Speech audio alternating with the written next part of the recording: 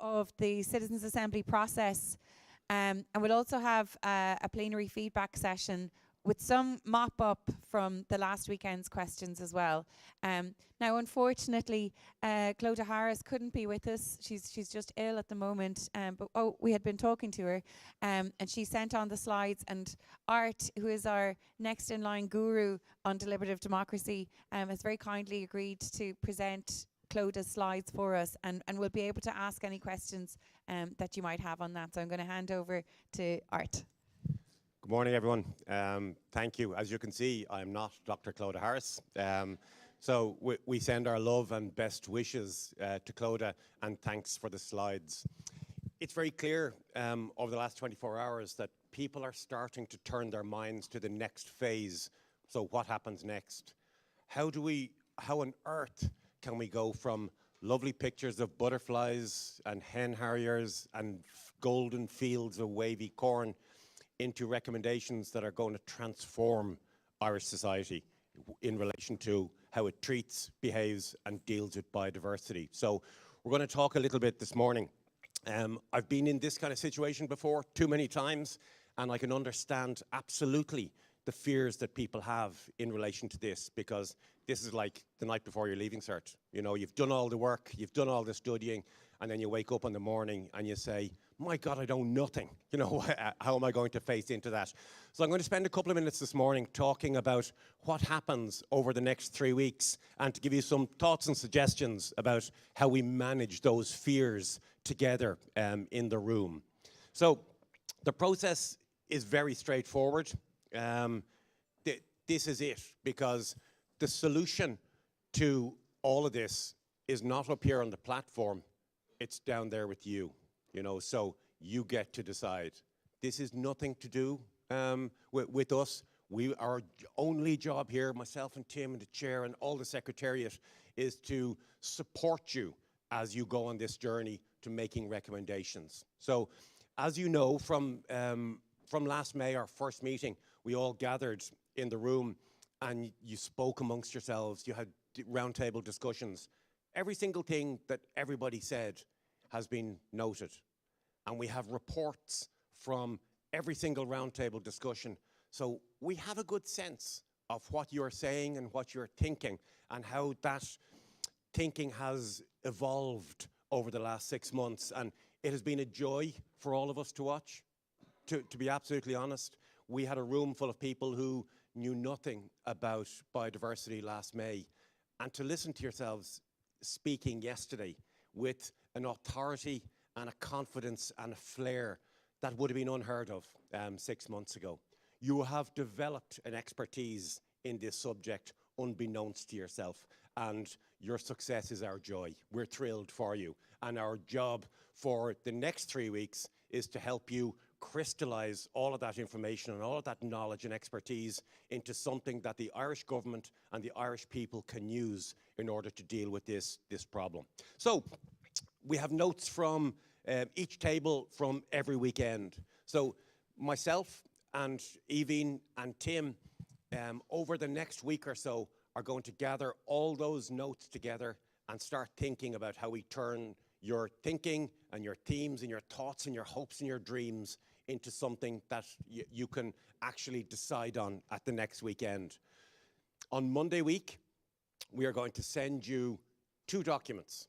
One will be a list of draft recommendations. What we were calling yesterday, we called assumptions, but that word doesn't seem to work. So the draft recommendations are things which we think there's already consensus in the room. You know, things like we need greater enforcement of our existing laws. I think you all have said that to us, you know, is that, wow, we have a load of laws and protections in place already, but they're not being enforced. So that might be something that you might like to think about saying, well, listen, we need enforcement, better education, you know, more funding for groups, etc. These are things which you are saying to us from every table that we needs to be. So they're not things we need to put on a ballot paper to whether you need to say yes or no, because you already seem to have decided. So we're going to send you a draft list of those. And then we're going to send you a second document with things where we're not sure how you feel about these things. So it is, well, do do we want to ban pesticides? We don't know. Or do you want to limit pesticides? So we'll need to ask you a series of questions which will have a number of answers, either a yes, no answer, yes, we should, or no, we shouldn't, or maybe a question with a number of different solutions. So you either write yes, no, or you will put in, but this is my preference out of those 2 or 3. So we'll talk about balloting a little bit as well. So you'll get those documents on Monday week, and you will have at least a week to come back to us with your thoughts in relation to this. So I don't agree with this. I think we should have an extra question, etc. So Tim will be managing all of that traffic. So we'll be dealing with you by email in relation to that. After, or about a week out from the meeting, probably the Monday before the final meeting, we will send you an updated 2 documents. So we've heard what you've said, and we've heard what you've said about what we think you've said, and now here's the latest thinking. And that's the document that we get to look at on our final weekend. And we'll have at least 11 hours in our final weekend where we get to talk about these things. We've got lots of time. You know, we've got lots of time to deliberate. Everybody will have an opportunity to put their hand up and say, I've got an idea. And then we will decide in the room whether this question goes on a ballot paper or not. So this is very, very straightforward. The voting itself is on the day is also quite straightforward. This is it, you know, so it is private. It's a secret ballot, so it's confidential. You will get a number of ballot papers, astonishingly. Our most recent assembly, the Dublin Mayor Assembly, they were asked 2 questions. What powers should the new mayor have, and what supports should be in place to help him or her do their job? The Assembly balloted on 54 separate questions in order to make recommendations. So that's the kind of numbers we're talking about. We could be dealing with lots and lots of questions here, and that's the way it should be. For people like me, it's miserable because my job is to keep track of everything that you said, and it's awful. It's like Evie spoke yesterday about the sausage making machine, you know, is that it shouldn't be done in public, but we do everything transparently here. This is all about all of you seeing exactly what it is, because like I said, these are your recommendations. They're not mine, not Evie's, not Tim's or anyone in the Secretariat. They're yours. You have to be happy that these reflect the best of your thinking over the last 6 months. We'll have different coloured ballot papers. We'll have 4 boxes on the stage probably, and we might have a pink one for farming, a blue one for forestry, etc. But it'll all become very clear. And then when you've all voted, then we'll count the votes in front of you. Some of you will ask some of you to come and act as tellers to oversee as we count the votes, just to make sure that everything is tip-top as well. We will have an opportunity this morning to practice our voting, because we are going to ask you to vote on something this morning, a question. And the question is, do you think you will have enough information to complete the work programme and make recommendations at our final scheduled meeting on the 26th and 27th of November? So every member is going to get a little green slip this morning to vote at coffee time. And when you're done, you pop it into the ballot box here, and then before we're finished at lunchtime, we'll know the answer to this particular question. I would say to you, I think you're ready. I think you're much better than you think you are yourselves, to be absolutely honest. But this is your decision. You know, you need to look into your hearts and think about everything that you know, and you need to make a call on it. And we'll talk to you about the result before you leave at lunchtime. The final thing I would say, because that sounds, I know the process I described sounds a little chaotic, and it is. That's because it is. There is a link to the YouTube meeting of the Dublin Citizens Assembly in the members area, where you can have a look at what that looks like, how we ended up making 54 decisions for these 2 simple questions for the Dublin Mayor. And you can see how democratic it is, because ultimately the choice is yours. This is your report, and we wish you well in those deliberations. Thank you. Thank you very much, Art. Now, we had a ton of questions, as I mentioned, on agriculture, and James, I think, is going to speak to the answers that he has put together and shared on the members' website.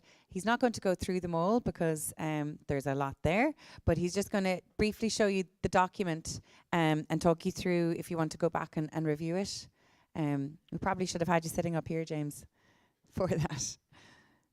And then I'm going to take 2 questions for James after that. Okay. So the response to the questions, there was about maybe 15 or 16 that we sorted them into, are on the members' website. So a lot of them were in relation to the overall structure of the Common Agricultural Policy and the various scheme and payments that are available to farmers and their farm incomes.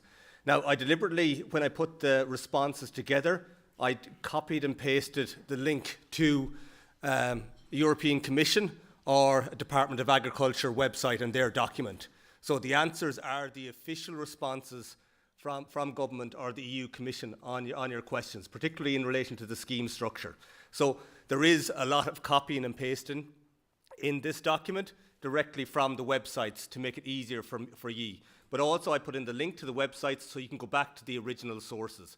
I don't want you to see the questions and the responses through my lens, because that's, like Chinese whispers, you see them through somebody else's eyes. They can be changed as they go along. So you have the original documentation that you can go back to. But it gives the various different objectives of the CAP, the different schemes that farmers are paid for, the objectives across environment and socioeconomics, and there is data there from the Central Statistics Office and Teagasc on farmers' incomes as well, broken down per sector.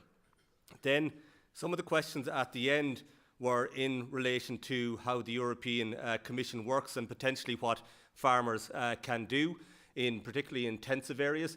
I've taken some information we put together as part of the Farming for Nature group, but also there was a European Innovation Pilot project in the Bride Valley in Cork that was led by dairy farmers, and they produced a management booklet about what farmers could do themselves on their own individual farms. So that's quite interesting to see what the farmers are proposing, which, if it was done across the farms of the country, would solve an awful lot of the issues that we are talking about. So there's details on that there as well in diagrammatic format as well. There was some questions then at the end about streamlining legislation. What I've put in there is some details from the European Commission website on 2 proposed laws. So the European Commission proposed laws, it's voted through the European Parliament and decided by the Council of Ministers as well, which are basically the representatives from all the member states of Europe. There's one interesting one there at the moment that was proposed in June by the European Commission, the Nature Restoration Law, that actually plans to make a lot of recommendations on each member state. If the Nature Restoration Law goes through the Parliament and the European Commission in 2023, each member state will have 2 years to produce their nature restoration plan for their country. And if that goes ahead, engagement with them plans could do an awful lot for this decade of restoration that we're in at the moment. And there was some questions also about soils. There's a whole new soils law, soil health law proposed by the European Commission as well, and I've just copied and pasted some of the headline details from that from the European Commission website. So just to explain, there's a lot of copying and pasting in this, just in case I'm accused of plagiarism. It's deliberately that way, with the original links in there so that you can go back to it as well in your own time. Thank you, James. And I'm going to come to Brendan because he spoke to me about a particular question that he wanted to ask in the plenary. And so if I can get a microphone over to table 9, please. Thank you, and thanks, James. I'm conscious that our terms of reference ask us to make recommendations in regard to resourcing. It's probably one of the key points in the terms of reference. And we had a rather startling figure mentioned the other day about maybe 1 billion is needed, whatever that means. Maybe it's true. But I'm just wondering, in relation to agriculture, is the funding model broken at the moment? I mean, should we be looking at tackling the issue of cheap food policy that underlies this? Should we be looking at options for for levies on maybe exports, or should we be looking at rediverting funds from the very intensive and very profitable high-end specialised farming down to more designated areas? And does the Assembly need to have a sort of discussion about this, and not just about agriculture, but other areas as well? And I hate to mention it, but the dreaded water charges if we're to solve the wastewater problems. Okay, thank you. Yeah, that's a $1 million question there. If I could answer that, I'd be running the country, I think. But I think the main thing is here, in terms of agriculture, we do have a cheap food policy, mainly so that most people within and citizens within Europe can afford food, and people aren't going to go hungry again. And this is really coming from, it was a central pillar of the Common Agricultural Policy since its inception in the 1950s. Because we were just after World War II, there was food shortages across Europe. Food provision was a major issue. There was people starving in Europe after World War II. So that was the central plank of it at that stage. It was to make sure that food was readily available, good quality, and affordable to all. So that's where the cheap food policy came from at that point. That was highly successful right up until the 1980s, where we've had wine lakes, butter mountains, grain stores filled to the brim. We had overproduction, and we had the consequences of that overproduction then in the 1990s in terms of effect on the environment. This has been known for 30 or 40 years, the effect our agricultural production at that time was having. So very successful, but there was consequences in terms of the environment. From that point of view then, up until really the 1980s, really the Common Agricultural Policy pot of money was just funding this cheap food policy and some basic food standards. Then from the 1990s onwards, with the McSharry reform, it had to do much more. It had to try and reverse some of the overproduction and bring in some environmental concerns as well. So at that stage, the pot of money was then becoming food production and environment, and that's where the reform of the policy came in. So what we're at the moment now, it's about food security, market orientation, protection of the environment, and wider rural development and reduction of poverty in rural areas, etc. So now the Common Agricultural Policy has 10 objectives. It's a behemoth of a common policy across all areas of rural life, and a pot of money. So a lot of people are arguing at the moment that there is insufficient resources to do everything. And one of the solutions, as you point to there, is that maybe we move slightly away from now the cheap food policy, the way that the environmental value of this is incorporated into the actual food we pay in the supermarkets. There is a risk to that if we move away from the cheap food policy. Many people are wealthy, they can afford to pay more for food. But even in Ireland today, I think the current statistics are that somewhere in the region of around 100,000 children are in poverty in Ireland at the moment. So if you move away from this affordable food for all, you have to have a social security net, and social welfare system has to change to make sure that you get these people out of poverty and that they can afford that as well. So there is consequences to the changes to that as well. Then you say, should we have levies on, should maybe some of the food companies that are making large profits on this in a globalised food policy that we have evolved over the last 20 or 30 years, and so some of that basically pay for some of the social security net to and then move away from the cheap food policy as well. That's possibly them, but then you have lobby groups that will emerge from that, and what are the consequences then of that also. So this is quite complex. I do think if we just look at it from the environmental point of view, you see that there are at the moment that have in the document in the response to the questions, 40% of the funding of the Common Agricultural Policy, the 9.8 billion that's in Ireland at the moment, needs to be targeted towards biodiversity, climate and wider environment actions. So that's quite a considerable pot of money. There's a lot of questions over the effectiveness and the design of the measures around that. And I think we've had a problem in switching from basically production supports to environmental supports, and we haven't got the buy-in across the sector and across the understanding of society on this either. So I do think it's slightly short on resources to do everything it needs to do, but also some of the existing money that is there needs to be more effectively spent. So it's a better, and also with this, we must remember that we have a number of tools. The basic regulation, we've talked a lot about that. The regulation, there is a lot of regulations there in relation to agriculture. Some of the people on the ground would argue that they're regulated to the hilt. There's not enough streamlining of that, but also there's not adequate enforcement of the laws that are there. So we need this backstop, to stop things falling backwards in terms of this backstop in terms of regulation. Then we can have taxation and levies to basically disincentivize the things we don't want to happen, but then we also need this incentive pot. And particularly in a context where we've had these changes in our policy over a relatively short period of time, a highly successful policy where farmers from the 50s all the way through to the 90s and up, even the advisory service was slow to change in 1990 right through until 2000, farmers were produce more efficiently, and the best farmers in the country respond to that policy. And now all of a sudden, in the context of the environmental concerns, they're being told you're now a bad farmer overnight.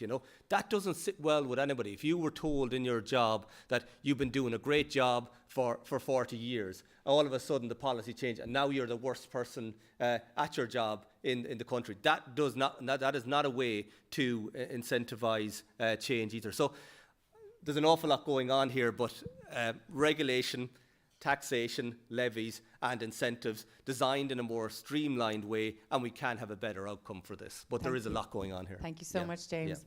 I have a feeling we'll have to come back to this, but actually in our reflection today, you're going to look at some of the agricultural recommendations that were pulled out from last weekend. We decided to just look at one sector, and something that was common to that, a lot of people mentioned the cheap food policy, Brendan. So it'll be something to discuss later. James, you're probably going to be busy later on. So thank you for that, and thank you, James, for the comprehensive document that he put together to respond to your questions. That's on the members area if you want to have a look at it. You're not obliged. I'm not saying you have to go home and do a lot of homework, but if you want the answer to the question that you asked, it's in there.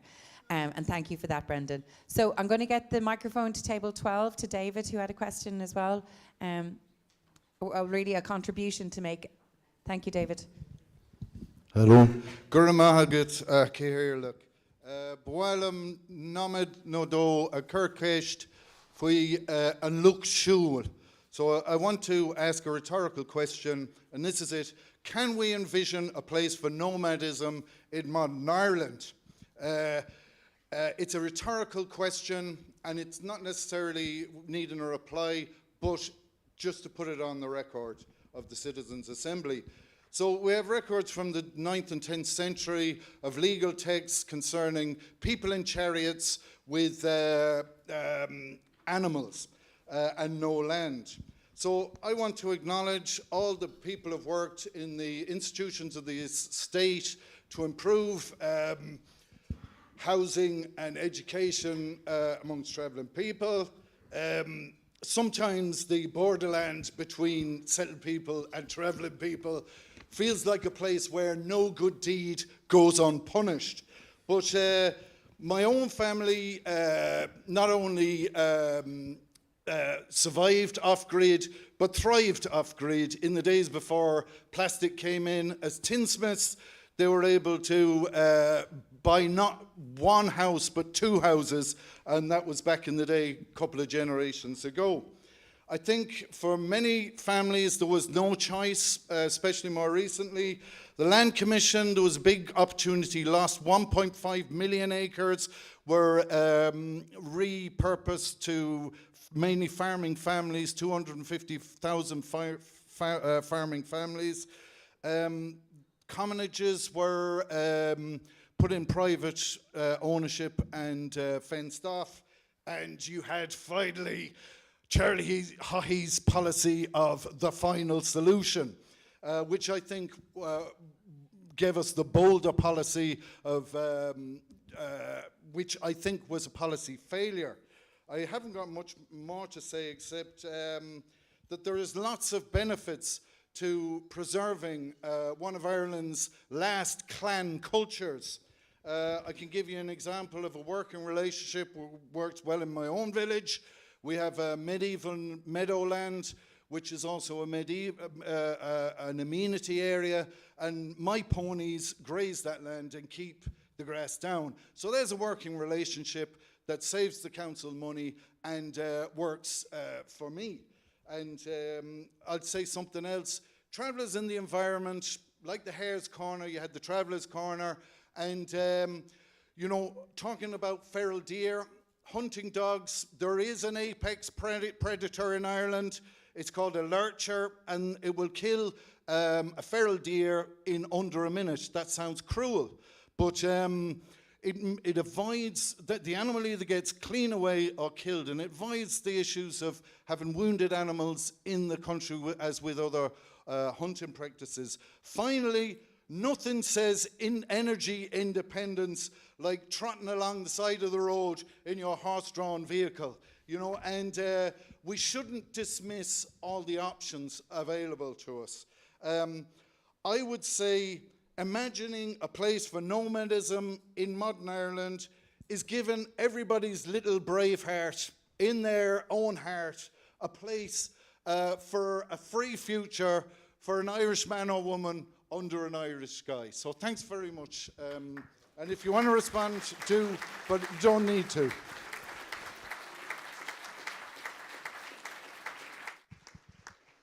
Thank you very much, David. I think that's an important contribution to make. And if we were talking about other elements of culture and heritage, which we have been over the past few weekends, we shouldn't neglect the culture and heritage of traveller people as part of Irish culture and history. So thank you for that. And I think we should consider that in part of our discussions for our deliberations in our final weekend. So appreciate that, David. Thank you very much, Gurmagat. Now, that I think brings a nice conclusion to our plenary session this morning. Again, the questions that were left over from yesterday have already gone to the speakers, and we will look forward to their responses, and we will share them as soon as we have them with you, so you'll have something to follow up on then. Our content for this morning is going to focus on the urban environment and infrastructure, and I think this is important to note. We've had a lot of discussions about rural Ireland and you know, communities in areas across rural Ireland, but it's not to forget that in the urban environments there's a lot to do in terms of biodiversity as well. So with that, I'm delighted to invite our speakers to stage, and we'll have another who's joining us from the Netherlands via Zoom. Our first speaker is Dr. Michael Lennon, who's Associate Professor in the School of Architecture, Planning and Environmental Management in UCD. His research interests and experience lie at the intersection of planning and environmental policy. It's exactly what we want today. The current focus of his research and teaching is looking at socio-ecological relationships, the politics and policy of change, planning sustainable environments, and planning theory and practice. And he's here to give us our high-level overview of planning and diversity in urban built-up areas. So please give a very warm welcome to Dr. Michael Lennon.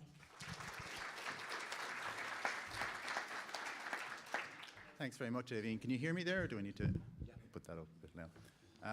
It's great to have this opportunity to present to you on... That better? Yeah. On planning and biodiversity in our urban areas. So why would we want to consider urban planning and biodiversity? Well, if you think of planning as the management of spaces and our interactions with those spaces, and if you reflect for a moment that we share those spaces with plants and animals, then biodiversity becomes an inherent consideration that we need to give some time to when we're looking at planning in urban areas.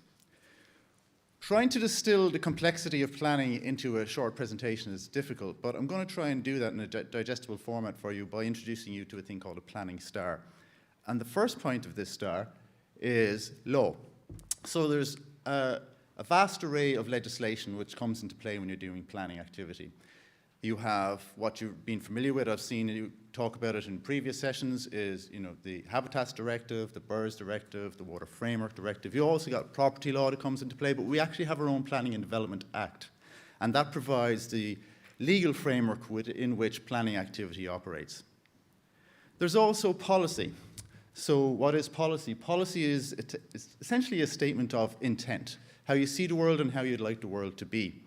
You might be familiar with policy from city development plans or county development plans. That might be where you encounter it most often. So an example might be a policy to have more tree planting in public spaces, or to have pollinator-sensitive planting on road verges in your county area, in your city area, in your towns and villages.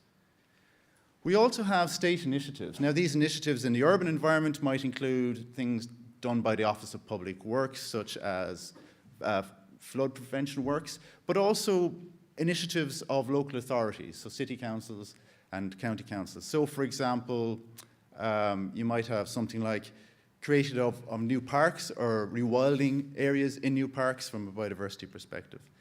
Then you have development management, which back in the past was called development control, and this is probably what most people think about when they think about planning. And that is the assessment of planning applications that are received. So you might have residential applications, you might have a factory, you might have an office block, or you might have some retail or something like that.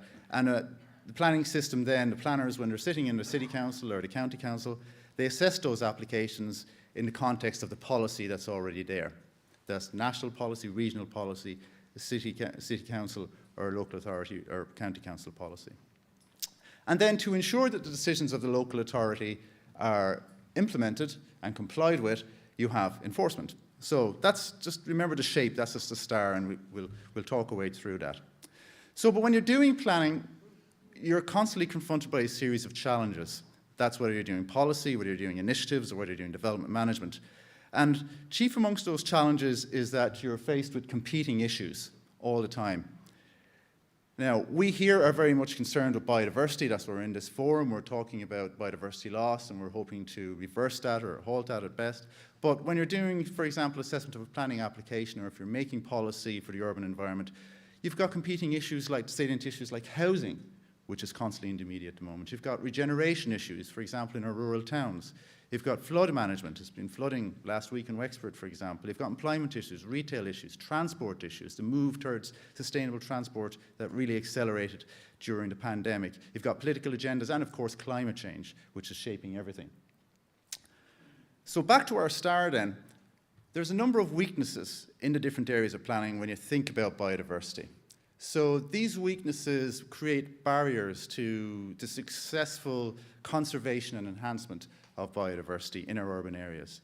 So first amongst these is, I know we've talked about it before, is the political will there? What priority is given to biodiversity in decision making in council chambers? There's also legal weaknesses.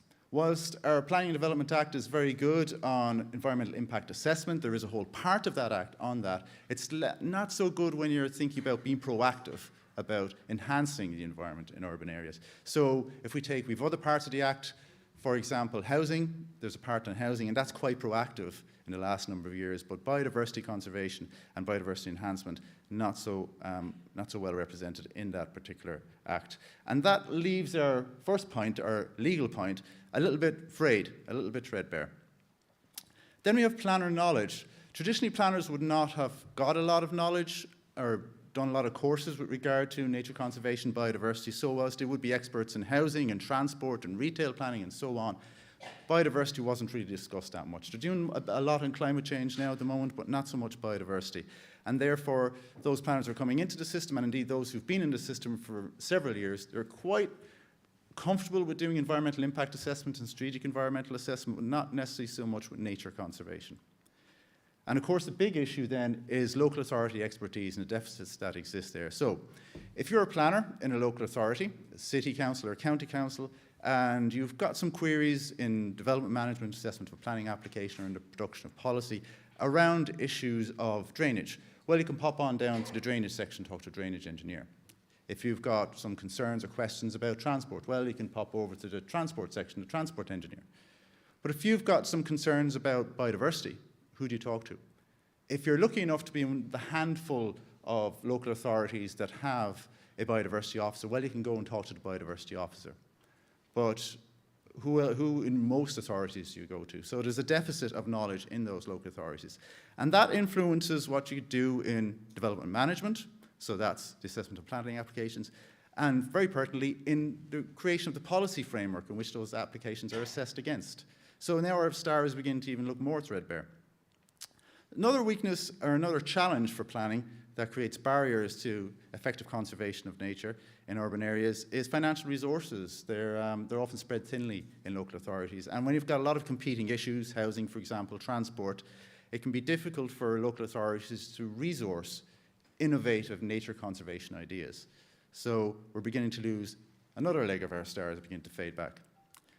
And then finally, of course, enforcement. Enforcement is not just an issue for, if you're talking about the Habitats Directive, but you're also talking about enforcement of conditions and planning applications. It's a really weak leg of planning, not just for nature conservation, but in all aspects of planning. It's under-resourced. So you have enforcement becomes an issue as well. Now, it's not all bad news, because in the last number of years, there have been some improvements. For example, the green infrastructure approach, sometimes called the green and blue infrastructure approach, has changed how we view our spaces. And this now is percolating down the hierarchy through in the national planning framework, we're seeing it in regional planning, it's in city and county plans, and indeed it's in local plans. So briefly, what is the green infrastructure approach? Well, it's seeing the green spaces and the connections between them in our urban areas as infrastructure, as every bit important to the success of those urban areas as transport infrastructure or pipes and our sewage and water and so on. And what it does is that it tries to bring together the mutual benefits of nature and society and see those as interdependent. And it does that through a focus on multifunctional benefits of those spaces, those green spaces. So for heat mitigation, for example, we had coming off the back of a very hot summer, people were looking for shade, were looking for parks to spend their time in. Drainage management, rather than having hard surface areas where water pulses into the system and overwhelms it, you have percolation areas and you have water storage areas. And all this provides habitats and space for biodiversity. And of course, also space for community, for recreation, for sustainable mobility, for traveling by bike and by pedestrians, and indeed community spaces for fairs and so on. So that has helped address some of those issues around development management, policy, and state initiatives, although it's still a little threadbare in parts. But then we still have the problems of law and enforcement.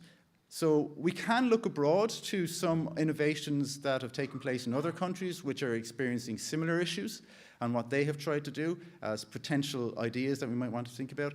One of those, we don't have to go too far, we can just go to England, and that's biodiversity net gain, which is introduced in the Environment Act of 2021. It comes into force around about this time next year. And that requires a measurable net gain through development. So let me take that from the abstract and make it applied. If you've got an office development or a residential development in an urban site, that will have to have, through that development, a minimum net gain of 10% relative to what was there before that site. So development is usually seen as eroding biodiversity in urban areas. This is a way to turn that on its head and provide options for enhancing biodiversity in urban areas. So it's just one of many solutions. Just want to present you with two. And the other one is, if we go across the planet and we look at New Zealand, which has a similar population, similar series of city sizes to what we have, they've heavily resourced their enforcement sections so that each planning unit that is operating in an area has a dedicated enforcement officer. And they go out and they have the resources behind them to enforce the planning decisions and the conditions attached to those decisions. And they've also resourced a lot of expertise. So it's particularly around trees. They have arborists in the local authorities. They have a team of arborists which go out and look at trees as well as ecologists. So that's the kind of an overview. I think we're tag teaming it a bit with Marcus here, and he's going to provide you with some actual solid, grounded ideas. Okay, thank you very much. Thank you very much, Michael. And it's great to see those very tangible ideas from abroad where they're doing it well. So thank you very much. We appreciate that. Now, I'm delighted to welcome Dr. Maurice Collier, who's Associate Professor of Sustainability Science in the School of Natural Sciences in Trinity College Dublin, where he's also Director of Research and a Principal Investigator in the SFI project there. So Marcus explores the human-nature interface and specialises in socio-ecological systems thinking. And you're very welcome, Marcus, to the Citizens Assembly this morning. Thank you very much. Appreciate that. I think one of the questions that came up yesterday actually was specifically what does a nature-based solution look like? I think it was table 11 or something asked the question. That's one. This is a nature-based solution that was co-created in the city of Ludwigsburg in Germany, where the heat island effect, which gets extremely hot in the summertime, up to 40 degrees, on the top of this underground car park. It's the roof of an underground car park. And this was constructed in order to reduce the heat island effect, to keep the air cool, and it's doing its job very nicely. But it's also incredibly high in biodiversity, and it's taken on a life of its own. It's become a huge community initiative as well. And because of that, we have things like this springing up all over Europe, because it's becoming quite a popular thing to do. What I'm going to talk about is, I suppose, we see a lot of the times we hear about nature, the problems of nature and biodiversity, and you've heard a lot about this. About 6 or 7 years ago, a group of us got together with the European Commission and started to ask the question, what if we looked to nature as a solution? What if we turned and said, is there a chance that what we could do is, by using and drawing on nature's resources, vast resources, as you've heard, its vast abilities, can we create solutions to some of the problems that we've gone and caused, and then also, by inference, benefit nature in return? So the European Commission, we came up with a definition which is very much focused in the urban area, and I'm going to stay in the urban area here, although it does have applications in non-urban areas. Where nature-based solutions are those solutions that are inspired and supported by nature, which are cost-effective. In other words, they've got to compete with other types of solutions, engineered solutions or technology solutions.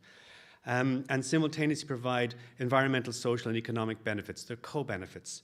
In other words, not just a single activity to reduce the heat island, but also provide multiple benefits beyond that: community benefits, social benefits, as well as biodiversity and environmental benefits. Nature-derived, nature-inspired is what they sometimes use. Although I often would say that the subject of the nature in nature-based solutions is often overlooked, because they mean, or often misunderstood, because they can mean so many different things. The images here are for green roofs, or living roofs as I prefer to call them. These are roofs you may have seen basically no one really sees them except unless you have Google Earth, because they're viewed from above. But these are essentially roofs that were put in place and are continually put in place, and are growing in popularity around the world in order to carry out a variety of things. For example, we have a lot of evidence to show that they're fantastic at insulation. They're completely competitive with regular insulation. They can keep heat in and out, depending on what it is, or they can keep buildings cool or warm.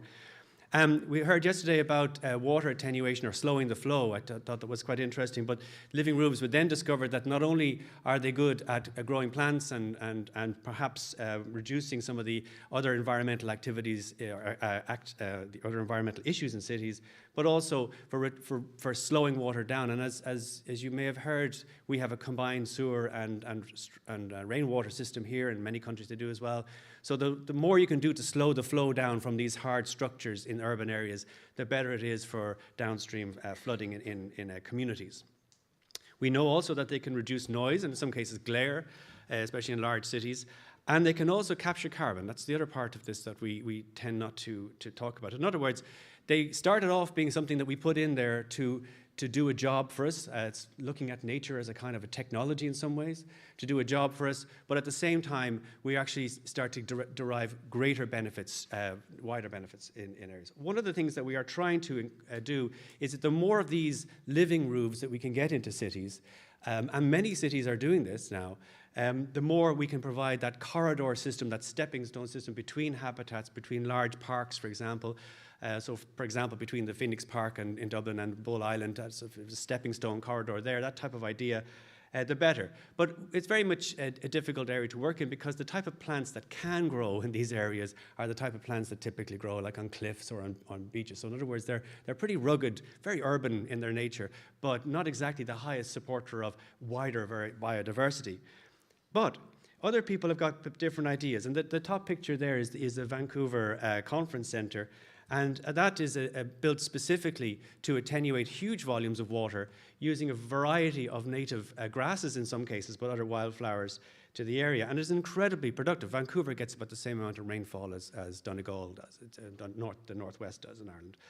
So it's an incredibly useful tool there. But at the same time, we see demands for other large spaces in cities, unused spaces, gardening and other sorts of things that are desired in cities. And in doing so, we can provide that mosaic in urban areas that we don't typically get right in the center of the city. But what we were focusing on in one of the projects that I was involved in is looking at, can we do a biodiversity roof? Can we combine the technologies? Here we are at the London Olympic site, where we have an experimental biodiverse roof along with a solar panel roof. We sometimes refer to as a biosolar roof. It's not really an official term. And so we've gone from the original idea of a green roof of having just one or two species that can tolerate that. Those of you who have rockeries will know that, you know, stone crops are the types of plants that grow really well there. But on top of roofs, they don't exactly have a lot of diversity for wildlife. So having a biodiverse roof like that can actually be quite supportive of wildlife. And in conjunction with the other planting and the other parks that are in that immediate area, the biodiversity of the former London Olympic site is actually quite high, even though it's quite a highly populated area now.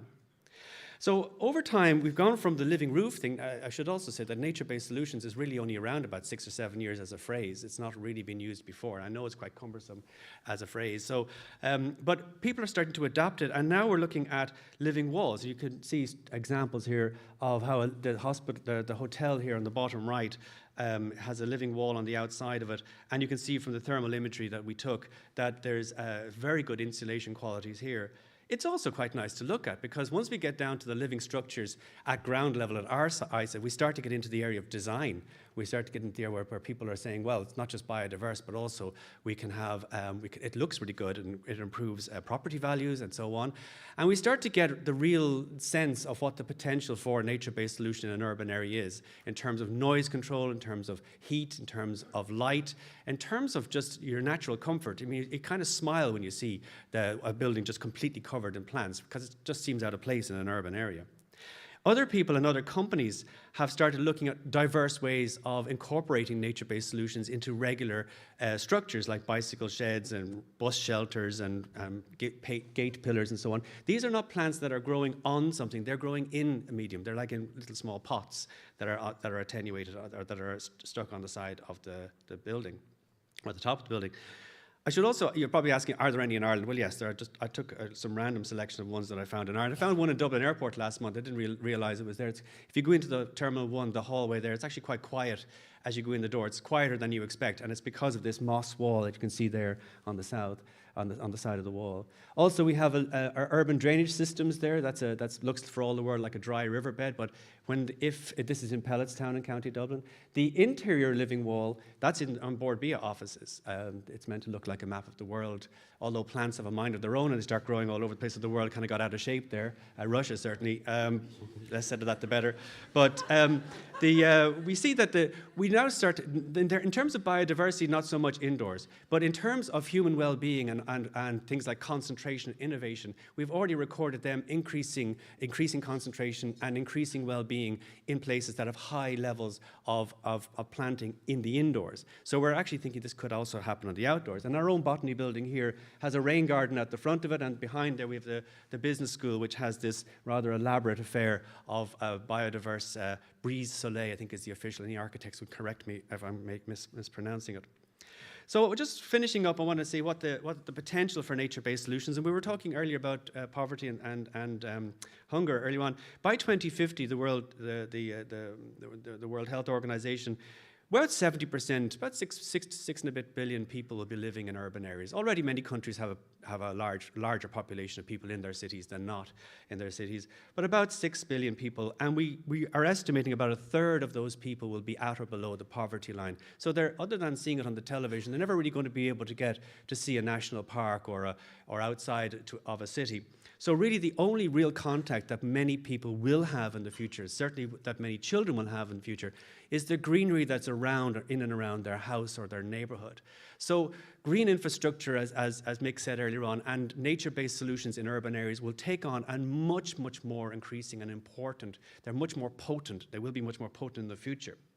We also know that because of the ongoing biodiversity decline, you've probably heard enough about it at this stage, the effects of climate change will be much more pronounced, especially in cities.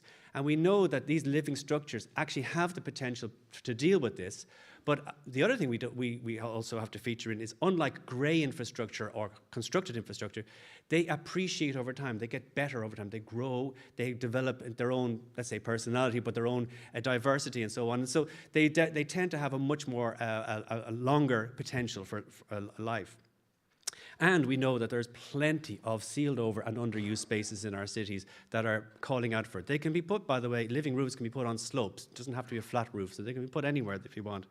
But in the last 5 or 6 years, we've also noticed in the work that we've been doing a significant increase in societal and community demand for more structures, more nature-based structures in cities, or living structures in cities, like parks, for example. I think you might remember during the very early days of COVID, there was a lot of people on the radio complaining because of social distancing was new to us. There's too many people in our parks, we're too close together. That's the wrong rhetoric. There's too few parks for people. That's what we should have been saying. And it was only then that people went, it was a light bulb moment for society, that green spaces were so much more valuable than just somewhere to throw a frisbee and let the dog run around. There's an awful lot more value there that we didn't realize. And so now we're starting to see that coming into the construction of new buildings, construction of new areas, where nature incorporation and nature-based solutions is becoming something a little bit more normal and mainstreaming. We have an awful lot more to go. There are about 35 projects funded by the European Commission, or nearly 400 million euro worth of projects on research and innovation in the nature-based area. A few of them are run by ourselves in UCD, in Maynooth, and ourselves in Trinity, and a few others. And some of our cities, like Limerick and Cork, are partners in these projects. So the European Commission is seeing this as an enormous potential investment in city making in the future, and therefore it's something that we would be really excited to see much more of in Ireland. And so I'm just going to leave you here with just some thoughts here about the regreening of cities and some of the co-benefits. They're actually attractive as well. It doesn't have to, even to the uncouth person who may not like nature, may not like trees or leaves in their garden and so on. They still like the idea of seeing structures that are almost living in their nature. You can almost sense that it's another creature in the city. We see that now, we're looking at the new types of technology, the new types of plants. We're starting to bring in annuals, much more flowering plants, and so we're starting to see innovators in this area developing ways to incorporate much more biodiverse, friendly plants in these structures, which is always much more welcome. I feel personally that it's one way that we can reconnect that sort of loss between humans and nature, that schism that's existed for quite a long while, which is at the root of a lot of the causes that we are talking about when it comes to sustainability. And it also, we see it improving people's well-being. If we want, and if that many people are going to be living in our cities, and we want places to live, work, and play, then they have to be comfortable for us. And we also know that there's a lot of increased opportunities for innovation and enterprise, a lot of social enterprises in this area. So thank you very much.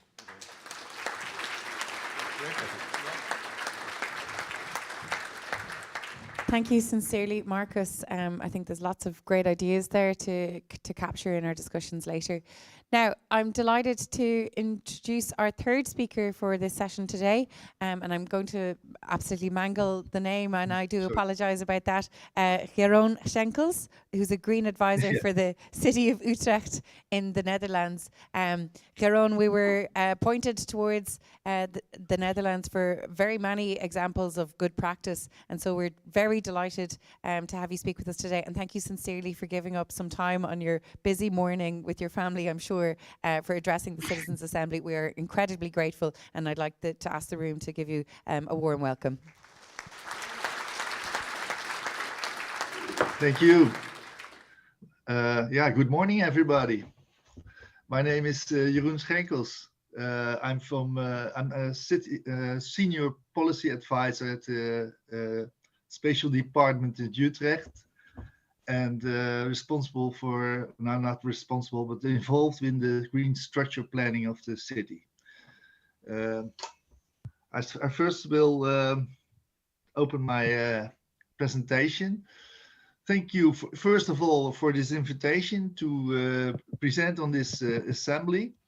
I'm very honored to share our insights of green and biodiversity policy of Utrecht today with you.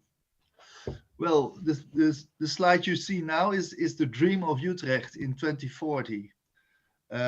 We want to be a green and healthy city, a health is one of our, it's the center of our policy. We want healthy people, healthy neighborhoods, and a healthy city. In this presentation, I will explain you on the hand of examples how we get there, and with a focus on biodiversity.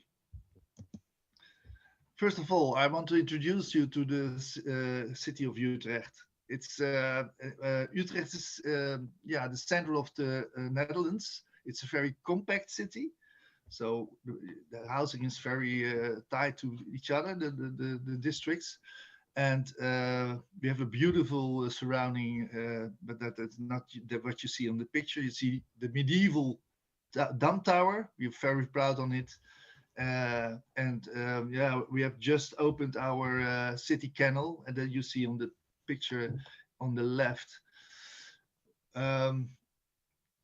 Utrecht counts more than 360 inhabitants. It's a popular growing city, a student city. 70,000 students are in it. The explanation we expect that we want to grow in 2040 to 100,000 people more. So I guess 450,000 people. You see that gives a lot of challenges. How we gonna make sure that we let the city stays green and healthy when more and more people will live in it? We will develop within our city borders. So the growing is in the city borders. We have also the climate change. And of course, we want health in all policies. So we want equality of health in all districts of our city. So in the center, you see the picture of Utrecht with two dark blue areas that are districts where the health is, the life expectancy is much lower than in the rest of Utrecht. For us, there is one, we think that we can keep Utrecht healthy when we build with nature. And therefore, we have made a new spatial strategy. It's decided in 2021, and that when we want to have as many people as 40,000 residents, then we have to add 450 hectare of green to it. So we have a quantitative goal to make. When we have a goal, the green is growing with the growing of the people, of the population of the people. And how, we as I said, we do it, we will want to build with nature. So biodiversity plays an important role in this, in our aim and our dream. Our vision is natural living in a green Utrecht, and this implies an environment with a lot of high quality screen space and a high biodiversity nearby the citizens. And we choose as much as possible for solutions that match with a natural system. In the next sheets, I want to give you some examples how we work this out. So first of all, for biodiversity, we have a big 30 in Utrecht. Yes, they are not as big as you think. I'm talking about house sparrows, wild bees, reptiles like snakes, and other and small mammals. But they give an indication of our biodiversity quality. We monitor this big 30, so we can see the trends, how the populations are doing it, and then we can act on it. And in this picture, you see the graphic with the black line is Utrecht's population, and from the house sparrow, and the blue line is from the national trend of this population. And realize actions by the city when on the house sparrow, but also on the other big 30. Yeah, one of the things we do is to add nest boxes and bed for beds and sparrows and swallows into the buildings, or add green to it. These are obligatory measures for developing new houses, and our advisors, advise this in making new plans for buildings. Another is that we quantify the species needs. So you get the right conditions for this for this species we want in these plants. And so, for example, this is in this slide you see the habitat conditions for the house sparrow.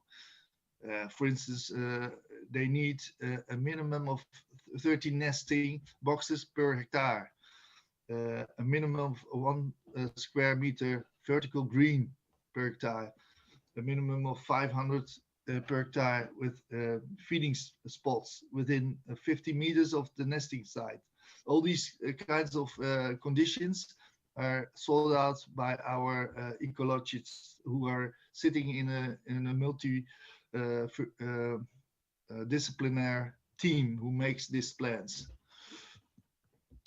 Another example is biodiversity by using the multifunctionality of green.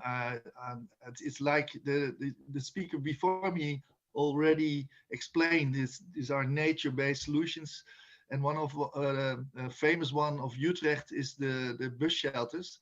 We gave them all green roofs with for bees and for to keep the water on. And it's not only a nice aesthetic value, but it's also important for water retention and attraction of these bees. And so this is an easy way and a very inspired way to give the city a sort of green of look, but it's also inspiring because it is easy to do. It lets see that it's easy to do to green the city. And we hope that that it inspires other cities to do it the same. We get a lot of reaction on this international. Another one who's where we want to inspire the city and to make the city healthy and green is that we build new housing areas with green buildings. This is Wonderwoods. This is 2 buildings high. These are two buildings, 2 flats in our new city center. In one of the flats there, the green is in it, and the other flat is 360 trees on it, and also a lot of shrubs. These buildings are made on the condition of we want a healthy building, and this developer chose to make a green building. And the nice is that there you also innovate new professions like alpinists with green fingers who going down of these buildings to maintain the green, for instance. And another is that now we hope that developers and especially investors who have still not a mind shift made to healthy urban living will get inspiration. And now my presentation is going. And now the last sheet. You see this sheet, or is it now? We're still on the Wonderwoods building, Jeroen. Okay, but because I'm in my view, I only see the total. Oh dear. Okay. I had a last example how I tried again because the last example is the best, I think. But Okay. and then I'm Yeah, finished. let's try it again. Oh, Cathal can actually bring it up for us here, Sharon, because we have your slides. Okay. So The if you- last slide. It's If you want to speak to it, I we'll see it. one of the last. It's the. Waarom doet hij het niet meer? It's the slide with the red button on it. With the yeah, this is the. Mag ik die even zien? We've done so It's well the with fish Zooms. doorbell. Did you see the fish doorbell? The fish doorbell, yes. Hold on now. We'll get it up now in a second. Because this is an example of for the green infrastructure. Also, animals need to migrate to the feeding grounds and for reproduction. And this last slide is I tried myself. Okay, if you can try it yourself, Yeah. Sharon. I think it's okay if we don't see Sharon, but if we stay on the Zoom call and we just have a look at the slide. Okay. Heb je? Doe het niet, hè? Nou. No, okay, Grant. Sorry, Sharon. It won't No, work from there's our no end, slide. unfortunately. But we have it here again. I have them. Yeah? Well done. Yes. Yeah. Last minute. The biodiversity of our channels is not known very well. Underwater nature is not seen very much. And during the migration of fish in the channels of Utrecht, fish were stuck in front of a lock, and they couldn't move to the other side. So they don't can migrate and disrupt their ecosystem. So we founded a fish doorbell, and everybody in the whole world can see when the migration time, that's in the spring. We have a website where you can see this doorbell and you can see the fish waiting for opening the lock. And you can push this bell, and then the lock keeper will open the doors, and this fish can migrate again. And it's really a fantastic thing to follow because you see all kinds of species of fish migrating through our canals. And it's nice to have this is an enormous awareness for nature underwater.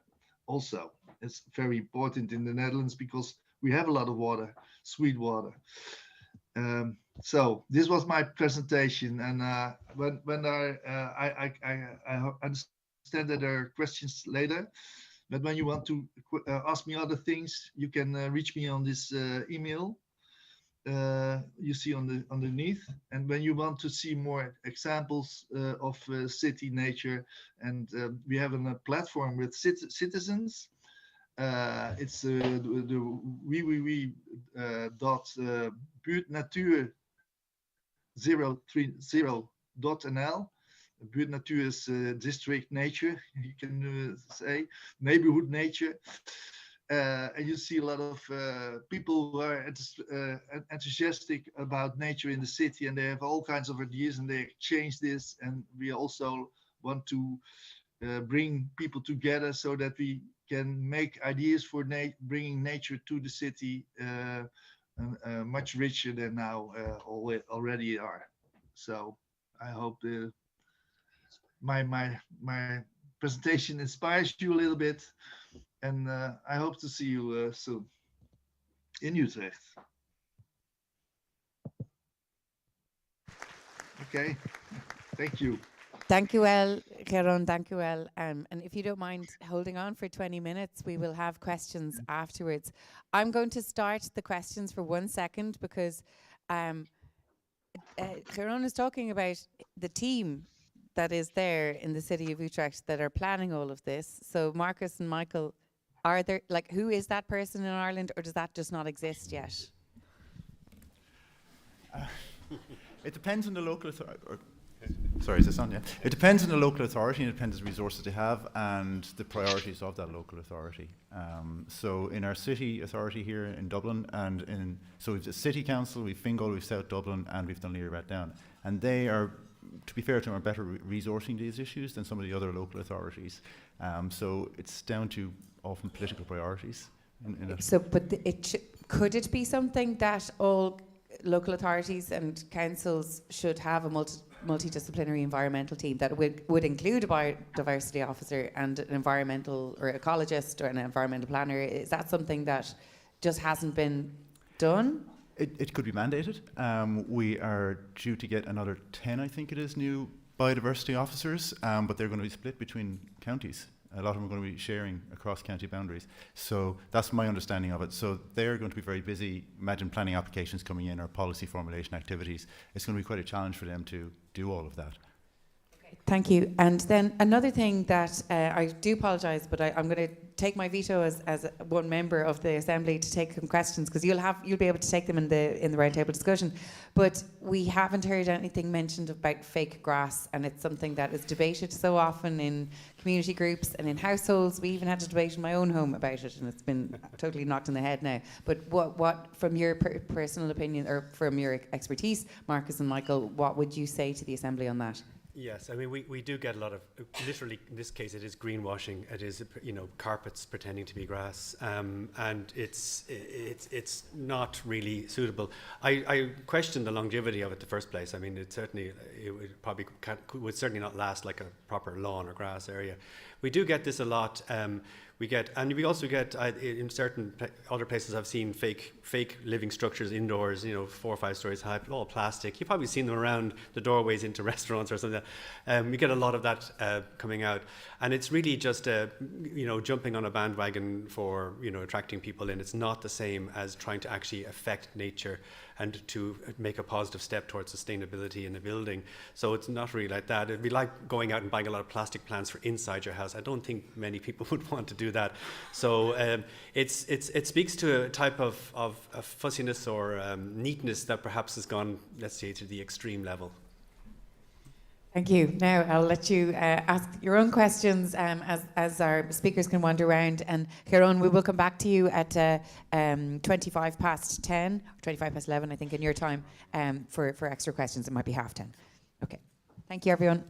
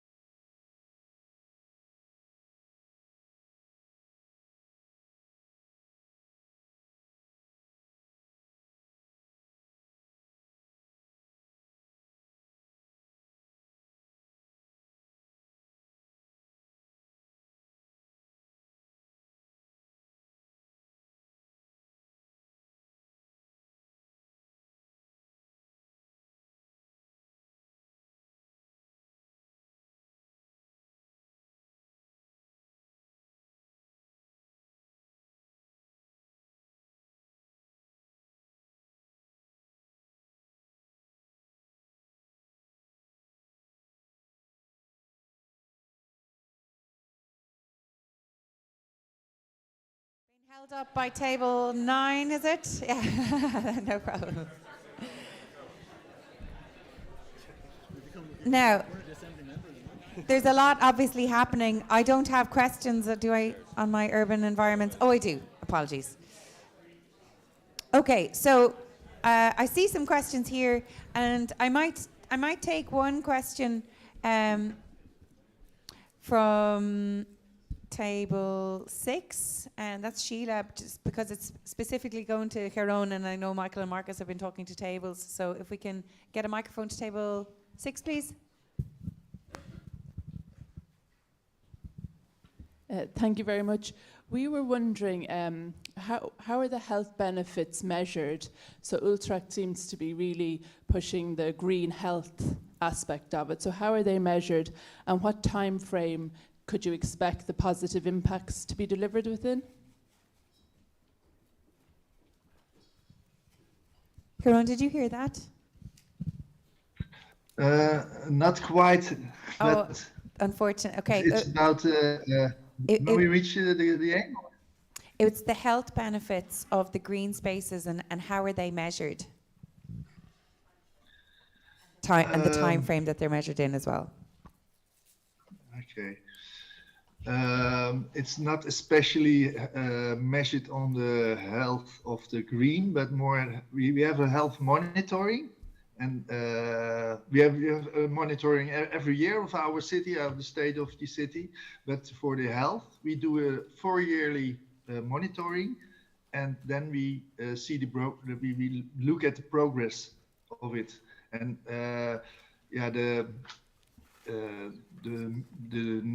how the green helps the health. That's more evidence based. So there is a lot of research to it that more, for instance, more movement of people is good for your health. To see, to live nearby nature is good for your spirit and for your health. So there are a lot of evidence-based measures, but we don't. We look at the result of the health reports. So we monitor it. So thank you for that, Chiron. Now, sorry, Rory, I didn't realise you had the microphone, so we'll give it back to you. Apologies for stealing it away. Hello, how are things?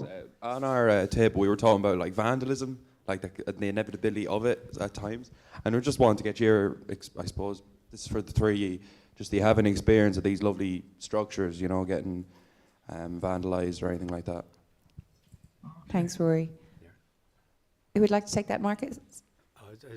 Yaron would probably have more experience than that, but we don't have that many of them to be able to make some definition or to record much vandalism. It doesn't tend to be as bad as anywhere else. It's, you know, vandalism will happen wherever vandalism happens. And, you know, there are people who still stand up on top of bus shelters with a traffic cone in their head at 2 o'clock in the morning. Regardless of whether it's green or blue or whatever colour it is, there's always going to be that person, you know. But these structures, like the bus, like Yaron's showed bus shelters, and they're constructed for that weight anyway, that type of thing. Actually, the vandalism we experienced in the first photograph I showed you was actually magpies stealing all our sensors to stop, so we couldn't get the data that you want in terms of well-being. So we have a lot of animal issues taking away sensors and that sort of thing. But generally, we don't see too much vandalism other than what's normally there. But I would say, I would hazard a guess that it would be slightly less than perhaps others. So not every, you know, some people are a little bit, there are people who snap off trees and do things like that, but, you know, there are others who go, well, hang on a second, let's go somewhere else, because it's not that same thing. The other thing about, of course, nature-based approaches is it tends to just improve the general activity in an area, so there's more people around, and so that might dissuade antisocial behaviour. I don't know, it's a good point, though, thinking about it. And one way to mitigate vandalism is to actually get the community that are in the area to be involved in the creation of the nature-based solution that you're doing. So if you saw Marcus was talking about rain gardens, which collect water in wet types of the year, if you get the community involved in the creation of those and provide them with the resources through the city council or the county council and the expertise to do that, then there's a sense of ownership of that. So that's one way to mitigate that issue. And we'll be hearing from communities actually in our next section. Jeroen, do you have any experience with vandalism? Maybe it's a different culture.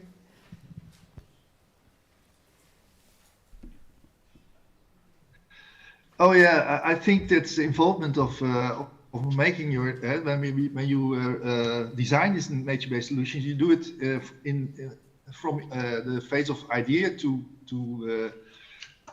realize it. You do it with the citizens around it, or the citizens around it. So when you involve people in their neighborhood, they will be also the owner. They feel owner, and you have less vandalism. And of course, we also have incidentally vandalism in green structures, but that's also as anywhere else. Thank you. Can I get the microphone to table 4 and to table 8? Dan at questions table 4, Dan at 8 and Donal at 4, and Robert has his hand up at 5 as well. So if we go to all those, please. Oh, table 8 first. Okay, Grant. Can I go to Dan Hillary? Because we haven't heard from Dan. No, it wasn't Dan. It wasn't Dan. Sorry. Okay. It's just Hillary being Hillary. Let's be honest. Okay. Who gave Robert the microphone? Take it Oh, back. I'm sorry. It was actually Dan at 11. We'll take you now, Hillary. My fault. Okay, all right. So the question was just that, in relation to all the green structures and everything, which is fantastic and it looks amazing and the benefits are just, you could understand. But I just wonder about the maintenance of them. Structurally, there's lots of challenges, I guess. Like, it's great saying bird boxes everywhere, but then there's going to be bird shit everywhere. Do you know what I mean? And people will start complaining about that, and then you won't get, So these are real things about, like, the reality on the ground and the maintenance of the green structures going up. Like, I'm sure there's huge challenges about the maintenance of these things. Like, for example, you see vine buildings and stuff and the plastic. So just about that consideration and how the practical implementation of it will work, and that's all thought through, and I presume there's specific plans or whatever. So just a general question about that, please. Thank you. Yes, that's a really, really good point. So first of all, I mean, there's always going to be people who complain about birds, and either you want biodiversity or not, and sometimes you're just going to have to tough it out. But I would also say, though, the option here is, people often talk about the negative sides, and correctly so, of biodiversity loss and climate change and some of the huge challenges. But for some people, there's also opportunities there. So people have to, if you look at some of the gardeners who manage these things, they are specialized abseiling down the sides of buildings, and they're very specialized. So you're creating companies, you're creating innovation. And if you do, what our experience has been, if you do this in conjunction with the community and the city, you end up creating social enterprises for people in that community who then start their own company to maintain them. And this is what we saw in some of the projects. I was just saying, I will send to the members area a page with hyperlinks to all of the projects in there. Some of them deal specifically with the health and well-being, like the Go Green Roots project in Maynooth, and others that are specific, like nature-based solutions and health, and how they measure that through the various mechanisms. But also, this page has, for your information, lots of links and resources to other cities. Utrecht's up there, lots of cities who are doing different types of living lab experiments in this area. And a lot of these projects, actually all of them, have generated different types of companies that are involved in the co-creation side, companies that are involved in knowledge transfer, and companies that actually are doing the work. So that first picture I showed of Helix was a small, very small company, almost like a garden center company. It's now got 95 people working there, and they're developing these nature-based solutions. So it's essentially a way that, that cities have to maintain their property anyway. So whether you get a person with horticultural experience or a person with cement experiences, it's still you're still recruiting a person. So there's an opportunity there, but then because there's a community involvement in it, it gives them the opportunity to actually change it as it goes forward. Like new plants, so we want different plants, so we want different trees, we want fruit trees, we want that more people that are involved, the better success your nature-based solution will be. And that's where the opportunities are much more exciting then for people, because it allows communities to actually have their own nature. Thank you. Now I'm going to take, Robert has the microphone, and then if you get a mic to table 11 as well, please. Robert, quite a quick question, but about resources more so. How many, and this, sorry, apologies, I don't know how to pronounce, urine? Is it urine? Close enough. How many per capita would you have biodiversity officers compared to us in Ireland? You know, there's a big news story in Ireland, we're getting 10 new biodiversity officers. Whippy, you know. But how many is that per capita, per head? How many do you have in the Netherlands? Well, we have, our transition of the green. You want my answer? That? Yes. Okay. The transition of our green leap, asked a lot of support of ecologists. So we were also with little colleagues, few colleagues. So now we are 3 times more. So we have 15 people looking at the biodiversity aspect of our city development, and that's really more than, and we need more. So it's really when you want to involve nature in city developments, you need a certain you need them in the developers side, but also in making it. So you need a new kind of eco-engineering. So we need them, because I think we have not only the quality is to be, you have to work on quality of nature-based solutions, but you have to have also the quantity. You have, So I think we have to make more progress in to educate new people in profession of ecologists, more with an ecologist view on the professions we let develop our cities. So I think that's really necessary, more ecological view on developments. And Jürgen, just to follow up on that, I'm going to take Susan's question from 12. How are the green space and biodiversity projects being funded in Utrecht? Who takes over from the funding? Now, first of all, we have a city council who wants it, so they want also to spend money on it. It's now 6 million a year for only green, and then we have also other programs, mobility programs. We have housing development programs, the maintenance program. They also support green structures. So there's a lot of more money. But we need to, when we want to do this green leap, we have to go from 6 million to 80 million a year. So there is a lot of work to do. But also our national office can help, and our regional partners. And I think even Europe can help. Yeah. So we have to look, we think we have to pay this cost, our green leap, from 440 hectares will cost us 1.6 billion euro, but that's 1/3 of the money we need. Over 1/3 now, 1/3 of this money we will pay our own, and then we have to look at the partners. Okay, thank you very much for that detail. And table 11.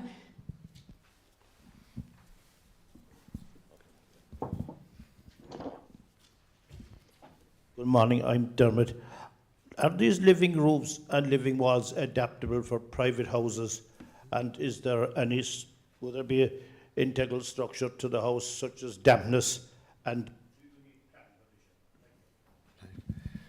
So that question, Marcus? Yes, there's lots of private houses, and in some countries it's a very popular thing in some places, along with their solar panels. Of course, they're competing with panels now, aren't they? If you think about it, if we're going to be going, sustainable energy, the energy actually directly pays you, whereas the roof is more a little bit of a luxury up there, because no one actually sees their roof really, unless it's a very steep slope. But there are plenty for roofs, and most of the living roofs and the material they use are engineered in order to be compatible with existing engineered standards and design standards. So yes, they can support an awful lot, but of course over time they get bigger and they grow and more vegetation is up there, so they do require a bit of maintenance. But I don't know of much in relation to leaking other than what happens with existing flat roofs. Sometimes it's there.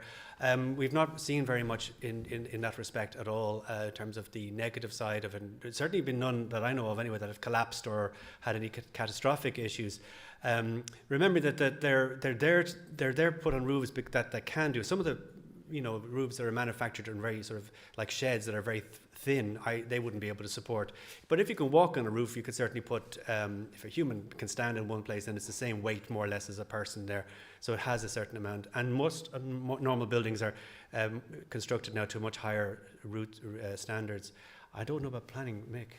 Yeah, you probably would need planning permission, depending on the size of it. But if you're on a protected structure, you would definitely need planning permission because it'd be interfering with the protected structure. So a heritage structure, essentially.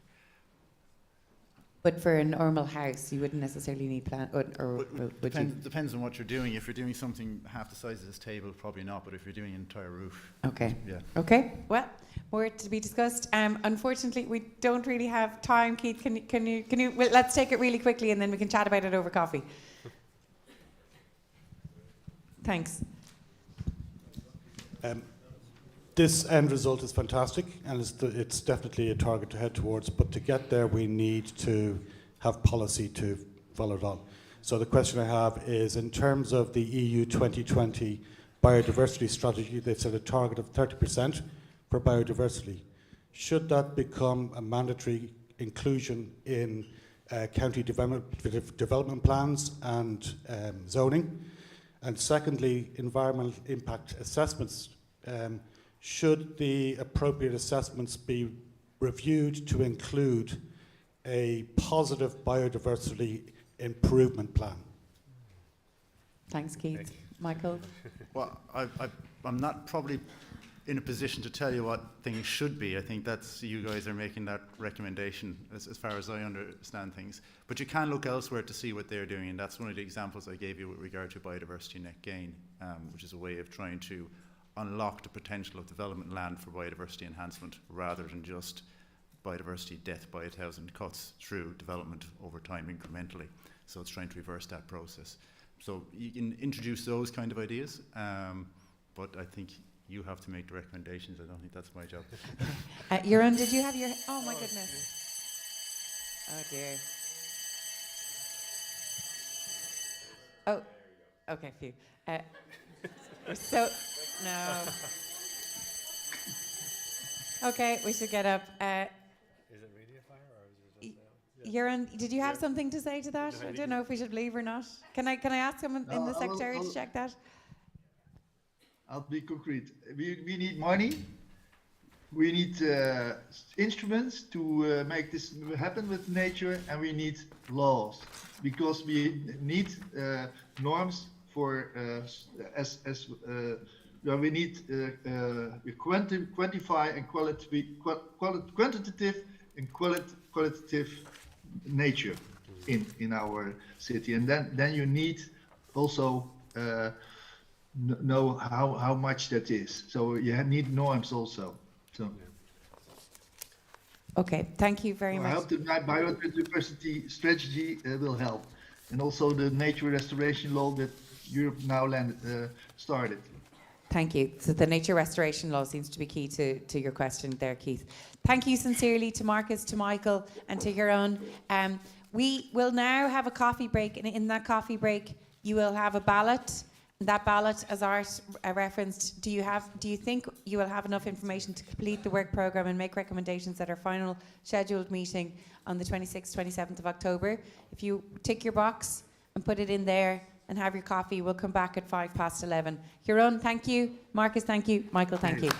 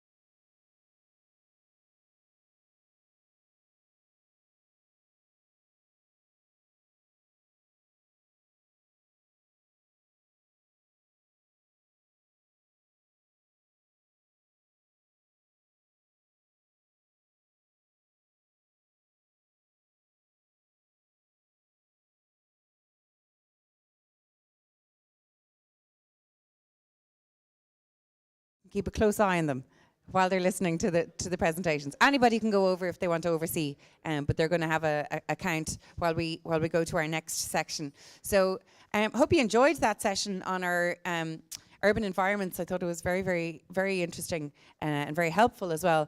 To contribute now to those presentations, and I think it really it flows naturally from the questions that were asked and the conversations that were had. We're going to have the voices now from the community in terms of the urban environment and infrastructure. So first, I'm delighted to welcome Hans Sommer, who's CEO of Global Action Plan, and he's going to talk to us about the Gloss Community Garden in Ballymun. Thank you very much, Hans.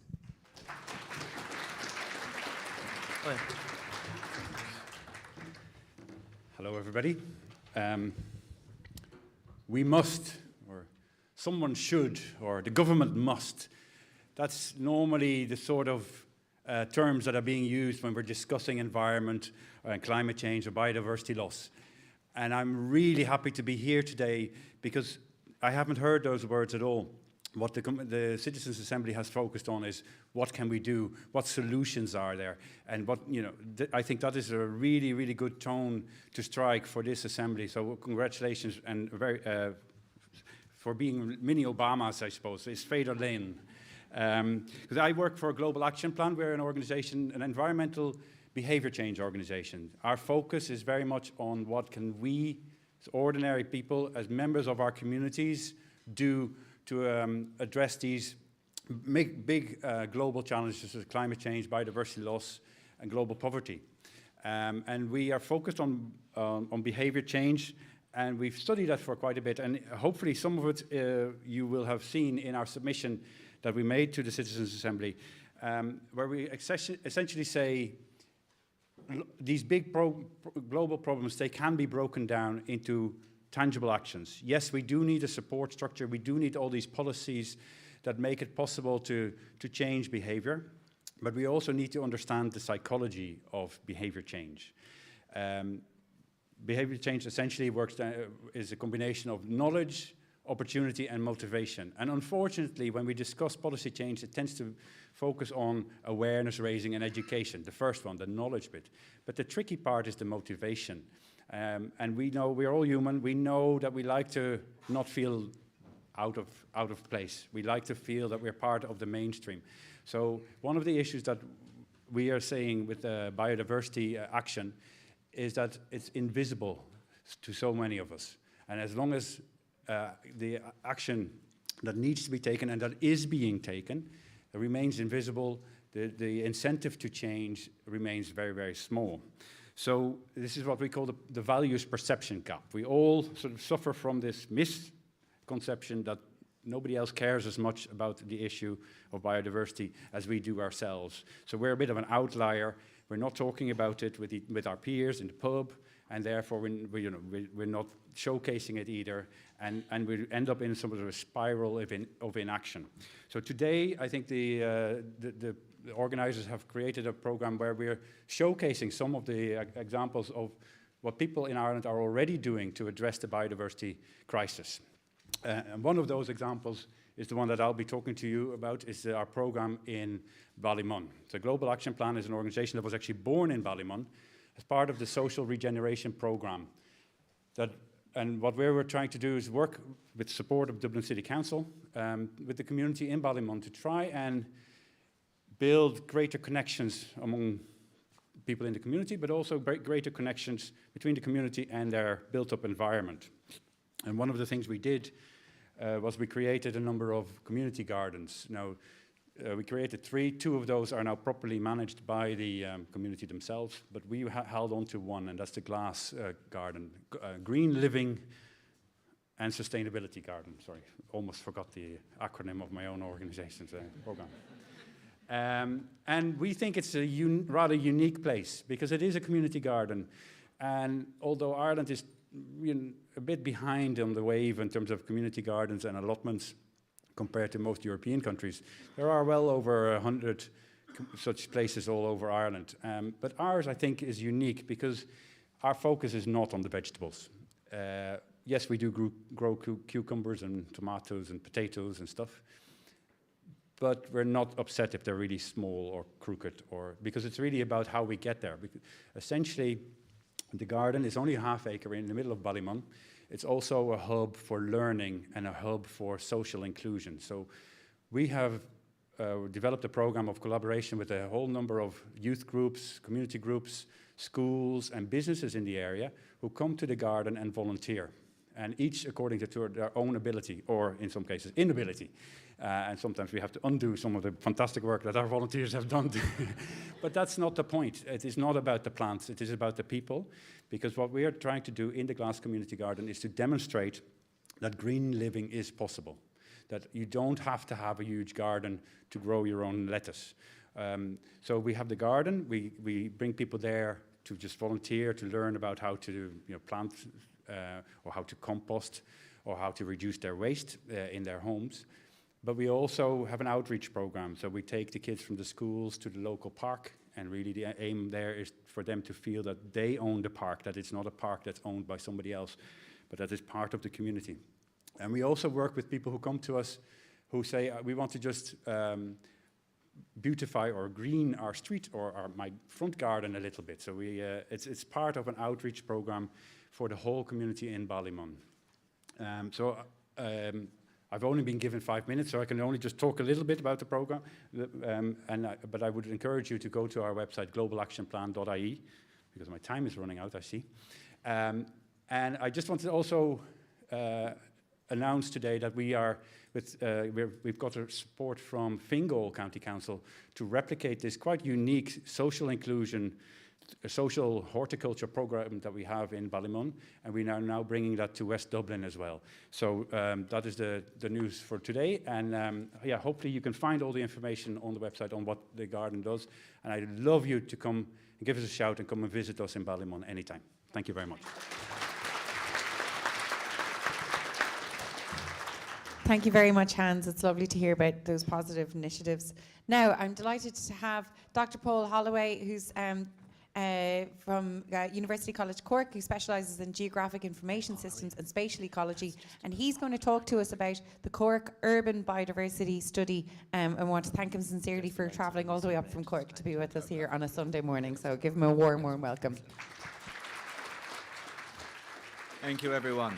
So, I'm going to talk today a bit about some of the biodiversity research and community work we've been doing in Cork City. And one of the first questions we asked ourselves when we began this research is what exactly is the extent of those habitats or the green and blue space within Cork City itself? And there's formal records that exist, but there's a lot of informal and hidden spaces, or as invisible spaces, as Hans just put. And what we did is we used satellite imagery to kind of map the whole of the city. Disclaimer, that's the old boundary for anyone that's looking too closely. But you can quite clearly see there from that extent the role that these hidden spaces and community spaces, such as private gardens, community gardens, and even derelict sites play in maintaining actually quite a large amount of green space in the city, 66% to be exact. And so then we kind of went forward and said, well, how can we use this data to assess how biodiversity is responding not just to localities in space, but to the overall spatial configuration? And we conducted about 72 bird surveys in the city and asked how are they responding to the space. And what we found was that bird biodiversity is increasing with increasing green space, but surprisingly, it was decreasing with an increasing amount of blue space, so waters and all of that stuff. While that's a little bit surprising at first, what we found was actually the need to kind of consider the space in its overall or neighbouring considerations. And so it was the combination of green and blue space in a connected area that led to the most impact on this biodiversity. Where we had these mosaic of habitats, we had the most species. So this sort of study was great. It really gave us a snapshot of what was going on in the city at the time, but it's a snapshot in time. To run kind of baseline surveys and continuous monitoring requires, as we've heard this morning, a large amount of resources and funding and expertise to be able to do that. And so what we did is we decided, how can we use citizen science or community data to ask similar questions? And so in another project we were looking at, we took citizen science data from 2008 to 2018 and assessed how that was changing in terms of phenology. So when migrant birds were arriving, when insects are emerging, when vegetation is greening up. And over that 10-year period, we identified that vegetation is greening earlier each year, birds are arriving earlier each year, but insects show a much more varied trend to weather. And so you can begin to see from those two graphs, I appreciate they're a bit complicated, but we began to see how do they link within the food chain. So are birds arriving after the insects have emerged, and are the insects emerging after the vegetation is greened up? And what we can see from that synchrony map there is that insects and vegetation are definitely linking up. Vegetation is greening and the insects are emerging. But we're seeing quite a concerning view from the birds. The birds are arriving before a lot of their insects have emerged, and the thicker that line there, the longer that time period is, which is known in ecology as a trophic cascade, or a break in the food web. And that could potentially lead to bigger issues, particularly in urban environments where there is a lack of food and all of that. So this concept of kind of no mow May, hopefully we might have heard of it. It's an initiative to not mow your lawns in May. A great initiative, very much supporting of the pollinators. Perhaps based on citizen science data, that's occurring too late in the year, particularly in urban environments where we actually need these more biodiversity to occur earlier in the year to support the earlier arrival of these spring migrants. And so that's a kind of key thing that our citizen science and our community data is allowing us to explore. However, citizen science data in itself isn't perfect, and there's a temporal lag associated with some of that. And what we've been doing is saying, how can we use technology to improve citizen science and get people working with technology to monitor that biodiversity? And you can see from those figures there, that's recordings of barn swallows over 2020 from 3 different citizen science platforms and 3 individual recorders at 3 static locations in Cork. And what we can see is that the spring phenology, the arrival of these birds, is largely similar. But there's about a 3-month gap from the last reporting on a citizen science platform when people start to lose interest in barn swallows arriving and when the barn swallows actually depart. So actually our knowledge of these phenomenon are completely kind of redundant in the autumn. We don't actually know when these birds are leaving. And so what we're doing is we're very much considering biodiversity as a local phenomenon when these birds are arriving, but we're not actually considering when they're leaving and how that plays in with the global phenomenon. Obviously, these birds are migrating to different countries, different areas, and that's actually fundamentally important, making sure the food network is there for what we're doing. So we've been working with this in terms of citizens in Cork, and we've run a biodiversity project where we provided technology and training for older people to engage with that. And what we've seen is we've seen an increase in data collection, a positive kind of reflection on well-being, and we are quantifying that as well, but also behavioral changes, people changing their behaviors in their gardens based on what they're seeing in this technology.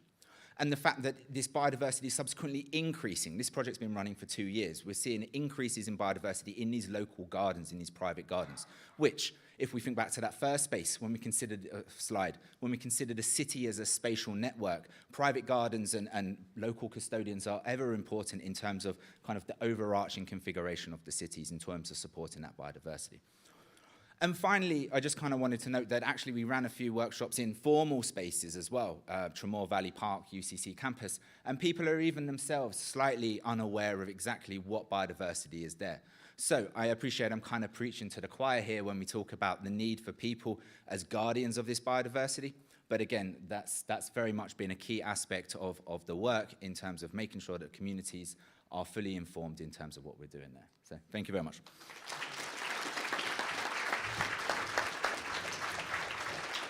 Thank you very much, Paul. Lots of questions emerging in my mind already, and we'll have a nice Q&A afterwards. And now I'm delighted to have Ricky Whelan, who's a project officer with Birdwatch Ireland, and he's going to speak to us now about the Birdwatch Swift project. So please give a very warm welcome to Ricky. Hi, Ricky. Just forward. Now, hi, folks. Delighted to be here. So, get straight to it. This is the Swift. In my view, probably the most charismatic and special bird in the world, potentially. Quite an amazing species, quite far out in their ecology in that they spend 10 months of the year in constant, uninterrupted flight. So everything they do is in flight. They've adapted to be in constant flight. They breathe on the wing, so they mate on the wing. They sleep on the wing. They feed on the wing and they drink on the wing. So they're really, really, really special animals. There's a sort of rumor out there that they have no feet. The Greek or the Latin name apis apis means without feet, but it's not. Their feet are adapted for clinging onto vertical surfaces. So when they end up on the ground, they're quite unruly species, or they just can't really get around. They're a bit funny when they get grounded. They fly around at 110 kilometers an hour, faster than a peregrine can. So forget the peregrine. These are the real sort of Formula One birds of the day. So they're really quite special. But unfortunately, why do we care? They found themselves on the Birds of Conservation Concern in Ireland list. That's a traffic light system that Birdwatch Ireland, the RSPB and others compile every 5 years to see the status of the birds. So if you're on the red list, you're in real bother. You're in Corncrake, Curlew territory, and that's where the swift have found themselves now. If you're on the amber list, you're definitely need to be watched. You're heading the wrong direction, but there's a chance that we can reverse the declines. There's the red list there.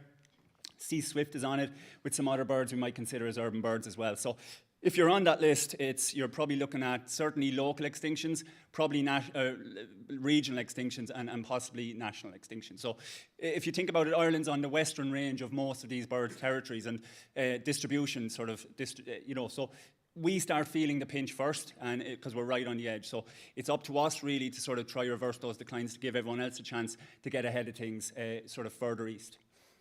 So here's the declines, 57.7% in that period. So between 98 and 2016. So you don't need to be a mathematician to sort of realize that's pretty grim. And it's about 40% in the last 10 years. So we're really worried about swifts. What's the reason? The reason is a couple of reasons, but not fully understood. Climate change isn't helping. It's affecting sort of the insect availability to feed our chicks and stuff. It's not that swifts are falling out of the sky hungry. It's that they're fledging less young over time, because it's just harder to get enough food to sort of a nest full of chicks. So over time they lay less eggs, and that sort of has a knock-on effect over time.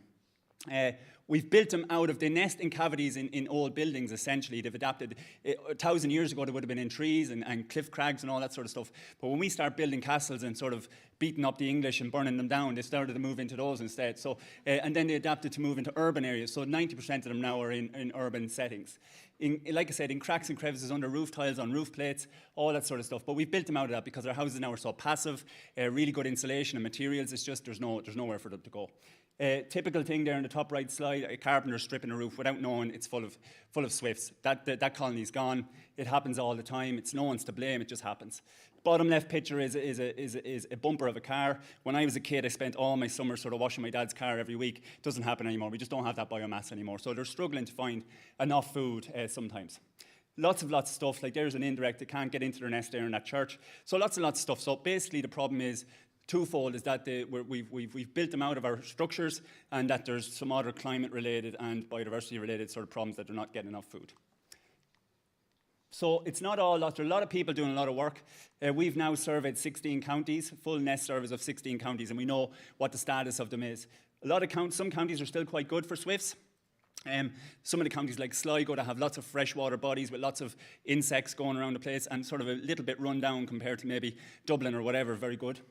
There's other players, just a heat map, so to show you can identify some of the better towns. Sligo up in the northwest, you got Mullingar there right in the middle, so some of those towns are very good. So the warmer the colour, the more swifts, and then Dublin's still got a few.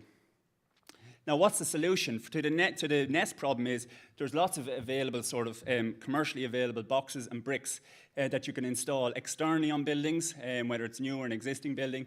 And then there's bricks that you can insert into the wall. So just a couple of case studies here. Here's Stravely Nest Box Project, little town in Laois, 4 sites, 3 triple cavities. So you're putting up apartment blocks. It's social housing for swifts, essentially. To attract them there, because they're colony birds, they like to be where other swifts are. So you put a speaker up and you play the lure. And it's quite a shrill call, but after a while it sort of matches, kind of fits into the urban soundscape. And then they sort of go, oh, the boys are down here, we'll check it out. They realise that there's nests, they move in, and you have a colony. And what happens is that mitigates for the loss of the church roof being ripped off across the road, and you retain those colonies. It's really important to know where they are, because we need a source population to grow from. If you just allow them all to sort of head off or die off or whatever in a region, and then you put up a load of boxes, there's no swifts to colonise them. So you forget about it. So we have to protect the existing colonies as well. Here are bricks. Bricks are very clever. They go into the sort of the body of the wall. They're quite clean. You can hand one to a builder. He doesn't need any special training. It's just like a 6-inch block to him. Cavity block, puts it in the wall, plasters over it. The swifts come and go. Swifts are super clean before anyone asks. They actually eat the feces of their kids, because they actually recycle some of the water and stuff that's in it. So they don't get whitewashed like you get with starlings and all that sort of stuff. So before you ask that question, they're super clean. Here's just a couple of examples. Castlebar Leisure Centre. Swift Conservation Ireland have been doing loads and loads of work for 15 years maybe. Linda Huxley, she's a star, and one of her projects there, you can see a swift up in the top left accessing it. Really quite neat. If you're an architect or an engineer, the bricks really don't offend you, because you can fit them right into the facade of the building. There's Portlaoise Library, you can barely even see them, so there's 4 there, so yeah, sort of a lot there. There's a project in a belfry. There was nothing up there, and a guy called Brian O'Reilly built in the nest boxes himself. See them there, bespoke boxes in a belfry tower, that's in Baltinglass and Wicklow, and it's now got nesting swifts, where it didn't before. Really exciting project. In Azerbaijan, the building across the road is Baku Tower. It needed a renovation. The Swift people jumped up and down. They were like, you're going to damage the Swift. So what they did was they built that sculpture on the apartment block across the road. That's made completely out of Swift nest boxes. And it's fully colonised now. It's beautiful. Now, here's the crack. It's vital to protect the existing Swift colonies and avoid local and regional extinctions. You need that source population if we're going to go anywhere with Swifts. Major gains can be brought through planning process. Swift breaks stipulations in planning consent. So, for example, Kildare County Council, Offaly County Council, Laois County Council, just some examples, have in their county development plan stipulations that say, in all suitable developments, you must make provision for nesting swifts. So that's a really good thing. Then it's up to the planners and the developers to do it. And guys like me aren't running around the place trying to get these things up all the time, so it's really good. Retrofitting schemes are a problem, are going to be a bigger problem as we push for that whole greening thing. There is a conflict there in that we need to figure out technologies and methods to, when you bang on a sort of foot of insulation outside a cottage full of swifts, that you're not blocking the access to the swifts. That makes sense. So we need to figure it out. We are working with the SEI on some stuff at the minute. It's early days, but hopefully we'll crack that. And nest bricks are the future, really. Boxes are fine, but bricks in buildings permanent are just better. That's it. Thanks.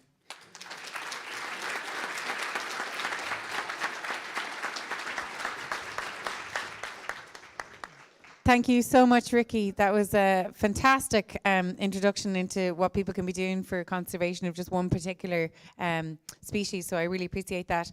We've got a Q&A. We're going to go directly into the Q&A because there might be questions that are from our previous discussions that would match into this. If you don't mind, again, I'm going to jump in with 2.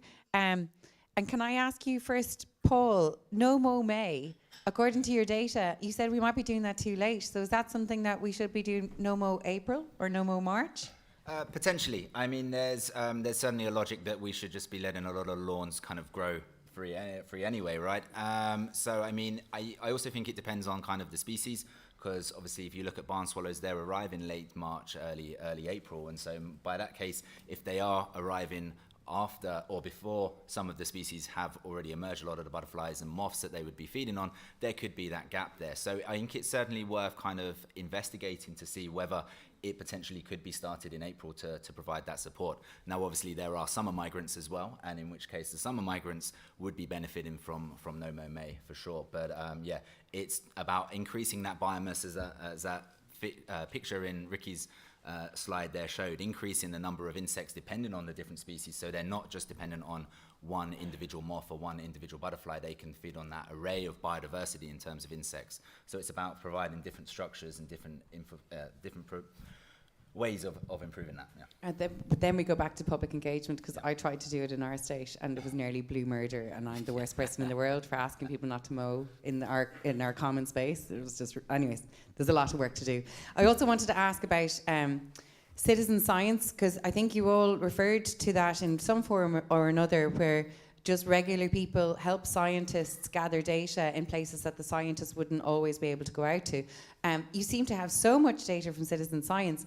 Is that something that, you know, should be more to the fore in Ireland, that it should be there a way of people finding out how to get involved in more citizen science? And Ricky, I might maybe throw that one to you, because Birdwatch Ireland do a lot of good citizen science projects, or throw it back if you don't want to take that one. I mean, we couldn't function without the citizen science, so we've got 2, maybe 3 big projects. One is the Countryside Bird Survey. So the trend I showed you there, the 57.7% decline, we would not know that, except there's guys who are willing to every spring and summer go out to a 1 kilometre square randomly selected in their county or whatever, and count every bird that they sort of on a transect. You know, it's quite a simple method once you know, but that's just one example to how we sort of arrive to those trends. Another one is iWebs, which is the Irish Wetland Bird Survey. Again, that's how we arrive on trends for swans, for geese, for all those and which is really important in this year, because we're going to have massive bird flu problem this year, and it's really going to sort of, we'll be able to monitor the effect of that over time now, and you're going to see big downward dips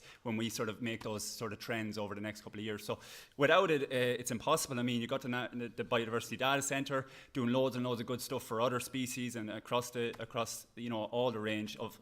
So I would say, yeah, we need more of it, and then the likes of UCC and Birdwatch Ireland and other scientific organisations can use that to push the government certain ways, to inform the science and to inform the conservation. Like one good example was Jörn was here earlier on. I met his colleague, a girl called Gitty, at a conference recently, and she said that they have a huge proliferation of people putting up sparrow bricks in their nesting bricks in their buildings. But there was no upward sort of trend for the sparrows, and they realised when they asked the ornithologist, the sparrow expert, he says you can have all the nests in the world, but they've nowhere to eat or roost or shelter from predators. And what it was is they then started to prescribe hedgerows. So where you put in the box, you put in a couple of metres of hedge as well for the sparrows. It makes sense, but without it, you break the gap in that ecology. So it's it's all joined up thinking, but again, it's not possible without people power. Thanks so much. I'm going to open this to the room now. If there are particular questions on community gardens and other initiatives, and what kind of recommendations we could be making in this regard. Excellent. Table 3. Please. Thanks. My name's Fiona. The question Thanks, for Fiona. everyone, what's an easy thing that I could do and others could do in their back garden that would help? I'll go first if that's okay. Create a new habitat. Anything at all. Put in a little pond, plant an apple tree, grow an ivy on your fence, no matter, even if it's a balcony. You can just create one new habitat, because you open up so much sort of, you're going to get a lot more diversity of species if you've more diversity of habitats. That's my Can I follow up on that? So don't get fake grass. And who do we ask?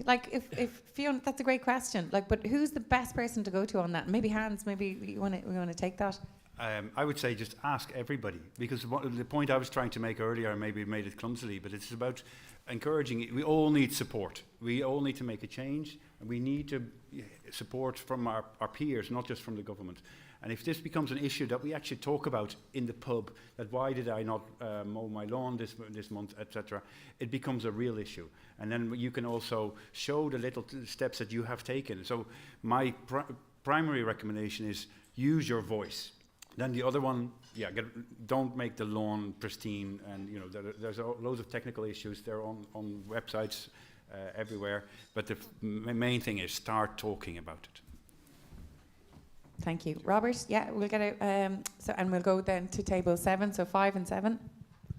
I'll make it really quick. It's actually connected as well. We encourage farmers to leave their hedgerows, and we supplement it financially. Why don't we do that for all individuals? Or sorry, should we do that for all individuals? Put it that way. I mean, I guess the argument being we were mapping gardens and not all gardens are the same, right? And so particularly, I think you were hearing about yesterday and the different agricultural policies to provide support for that. There's no reason why that can't be implemented in urban gardens, and if you can prove you have different number of habitats or different number of species that are being captured there, your garden potentially has more value to biodiversity than the plain lawn or the artificial lawn. So I mean, it certainly could be done, for sure. And Liam on table 2, if you don't mind me picking you out, I remember us talking on the field trip in June, and you made a big dent in your pristine lawn and put something growing in the middle of it because you're a part of the Citizens' Assembly. So I guess if we all made those kind of differences, it would contribute to something in the end. A small start, but a start. We'll go to Stephen on table 7. My question is that in years past, people living in towns and cities had allotments. What's the position with those? Because some seem to have been closed over years with insurance, and there was a great camaraderie with them. They helped people grow a bit of food, and as well you had the biodiversity of them. So are councils going against them? What is the position with local authorities and allotments? Because to me they should be promoted and kind of brought back again, because I remember in the city where my grandfather lived, he had an allotment and a lot of other people had, and as a young lad, people done their gardening and their stuff, and it was a social thing as well. So what's the current status with him, with the local authorities? Because I believe they control quite a lot of them. So that's just my question. Is it an insurance thing, or is insurance just being used as an easy way out? Thanks, Stephen. Which can also be the question. Mhm. So, like, what is the status with him nowadays? Thank you. Hans? Yeah, it's actually one of the great success stories. Allotments are popping up left, right, and centre all across Ireland. But this is again one of these things that we're not really talking about, and we're not really publicising. There is a real issue, and it's not insurance; it's actually land. Local authorities find it difficult to find, land, because land prices in this country are just so through the roof. But there are more and more groups coming together to create allotments. But the other thing is that you talked about previous generations. It was very normal for our grannies and grandfathers to grow their own vegetable in their backyard. Most of our houses in Ireland have huge back gardens because they were used not for roses but for food. And somehow we lost that tradition since the 1970s, 80s. And I think there's nothing wrong going back to that tradition of shortening food supply lines and just try and grow your own food. I try it, I'm terrible at it, but at least, every tomato I grow gets celebrated by the kids. I feel fantastic because I have a bit of lettuce in the backyard. But so apart from the symbolism, there's also a very good biodiversity reason and a very good or food security reason to try and grow our own food, and it can be just in your windowsill. It doesn't need to be in an allotment. Oh, okay, thank you, Hans. And we'll take it the last question from table 2 here. And Liam? Liam, we'll wait until we get the microphone to you. Thank you. This is a question for Ricky. My name is Liam, okay? Recently, I watched a lot of documentaries, and I was watching one last week about the Battle of the Bulge in the Second World War. Well, I have the Battle of the Bulge in my back garden. The 4 pigeons and 2 jackdaws. The jackdaws are knocking hell's bells out of the 4 pigeons. I have feeders out for small birds, and they don't even get into the ring. Any suggestions? I would like to bring peace to that battle. Thank you, Liam. Ricky, while you're here. Yeah, well, I'm in the business of promoting birds, not sort of getting rid of them, but I suppose, jackdaws are highly intelligent, so they've learned your behaviour. They probably know when you put out the seed, when you put out the scraps, all that sort of stuff. So normally what I recommend if you're trying to get rid of crows in the garden is you actually stop feeding for a few months, because then they'll have to go elsewhere where they can find, whether it's your neighbour's house or down the road or whatever, because they just won't hang around. The stress just rises and they need to sort of feed, basically find somewhere handier. So if you could try that. The other thing is neither of those Pardon? Yeah, well, for a short time. And the pigeons won't hang from feeders. So if you leave them hanging, if you have hanging feeders, peanut feeders or seed feeders, the pigeons can't grab those at all. The jackdaws will, but you can get these quite clever devices that if they feel the weight of a larger bird, they start spinning. They're actually anti-squirrel feeders, and they'll actually just fling the squirrel or the crow in a certain direction. But if it's your finches or your blue tits or your robins or whatever, they won't do that for them because they're not heavy enough to sort of trigger it. So you can try a few of those things. We'll have the ISPCA onto us now. I think from that, it's never black and white. There's always going to be a complex answer. Thank you so much to our community speakers, to Hans, Paul, and to Ricky. That was really, really valuable. Thank you very, very much.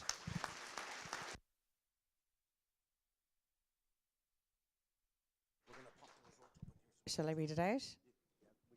Oh, yeah, we'll pop it out. So I'm delighted that we already have our result from our ballot. I will tell you that I am very relieved with this result because I really wasn't looking forward to asking my husband to mind the kids for more weekends. So I trust the room. So Cahill's going to bring it up. The question you were asked, do you think you'll have enough information to complete the work programme and make recommendations at our final meeting on the 26th and 27th of November? And the result is 81%, 81.5% of people said yes. 12% of people said no, and we have 6.5 with the don't know. So in democracy, we will be finishing hopefully on time. So we will make our recommendations based on the work that we get done in the final weekend, and the report will be written. You'll also get to look at that, and we will give it to government before the end of December. So what we can conclude from this is that the vast majority of members feel comfortable proceeding to a conclusion at next weekend. We also have a number of members who we might need to work with, and we'll reflect on how we might do that between now and the end of the month, because if there are people who don't feel that we should be completing this, we can have conversations with you to see how we might ease that ease that nervousness, maybe, let's say. And the position that we're in will probably become clearer when you get the draft ballots next week and when you can see the direction of travel. But if we do need to do something extra, and if that's maybe a virtual Q&A with some more experts to handle additional questions, etc., we can do that. So if you have ideas around that, just let us know. We're open to working this according to the members of the Assembly on that. So that's our result for this ballot. Which is, I think, good, because we were tasked in our terms of reference to try and get the recommendations and report to government in December, and we're on track for that. So that's great. And with that, we'll come now to our reflection exercise, which will bring us to the end of today. So we're going to revert back. Some tables got to go through all of the draft recommendations that you saw yesterday from September. Other tables didn't. So we're going to give time to review those. What we're also going to do is give you some of the recommendations from the agriculture section in October that Tim and I pulled out of the report from last weekend, from the solutions that you gave directly in your reflection, and also from the roundtable discussions. And we've tried to put those into succinct statements. We're giving this one to you because there seemed to be more of a range of opinions on it, and it might need more work, and we might need to be balloting more on this one. So that's why we're giving the time now to the agriculture. But you'll also have time to collate your thinking on all we've discussed in terms of freshwater, marine and urban environments in this discussion now until the end. And so I'll come back to you at 5 to 1 with a wrap up, and we'll fix up for lunch. Before we go, because I know some people have to leave early, I just wanted to kind of reiterate the point that we can all make our own differences, as exampled, in our gardens, etc. But we can also be chatting to people, and I think there's been a lot of talk with the Children and Young People's Assembly about, how can we continue the conversations. You can, put up your hand to your local school or your local men's shed or your local community group to say, maybe in January, do you know what, I was a member of the Assembly, and so if you'd like me to come and give you a 10-minute presentation on the work we did and the recommendations that we've actually sent to government, I can do that. And I'd be very happy to put a slide deck together to share with everyone on their members' resource if you want to go and talk to communities about that, because I'm sure the school close by to you would love that. Maybe there's a local committee, a community council, a women's group, a men's shed, etc. So just to put that idea out there, it doesn't end once we come to next weekend. There'll be tears, I know, but we'll continue with other things. So I just wanted to leave you with that as well. So I'll come back to you at 5 to 1. Okay.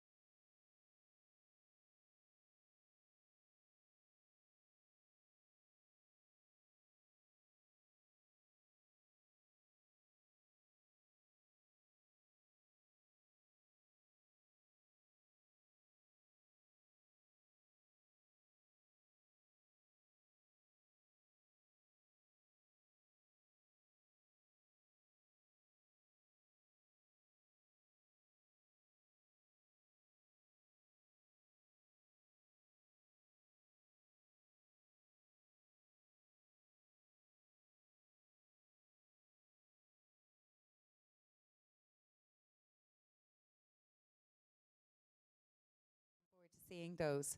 And the plan, as we've said, is we will take all of that when we get it later in the week. We'll try and mash it up and give it back to you Monday week. You'll have a week to give us comments, and lucky Tim will receive all of those comments to go through, and then we'll have something back to you again before we come back on the 26th of November.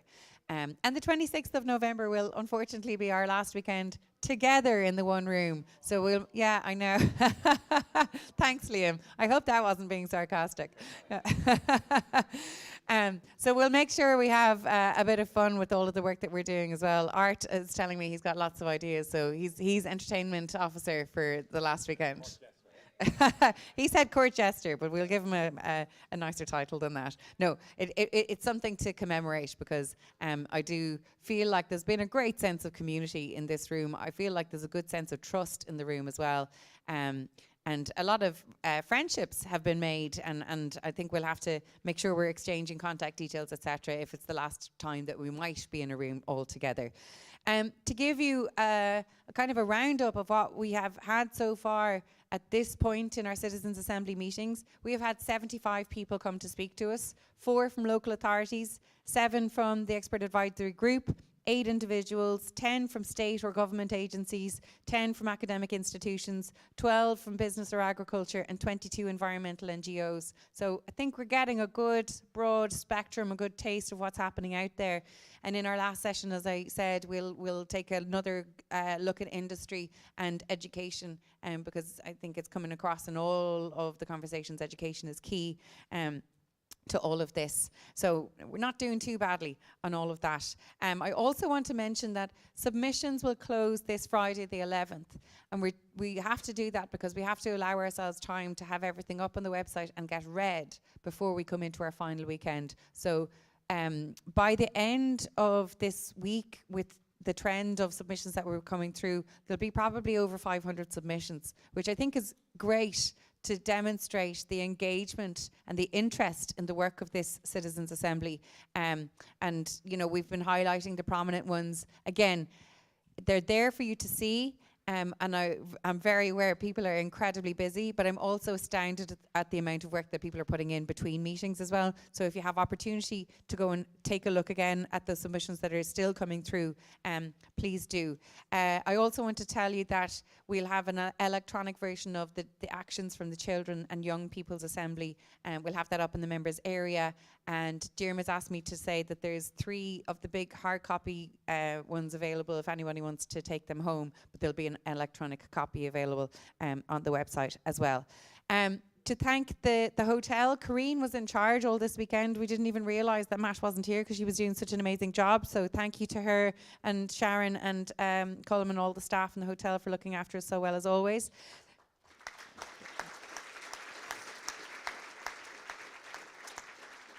Thank you to Connor, Joe, Mark and Eddie and Pi, making sure that we have all of the beautiful images and everything's working well on our screens, and that everyone online is tuning in online at home. Thank you very much for all of that work. It's so important.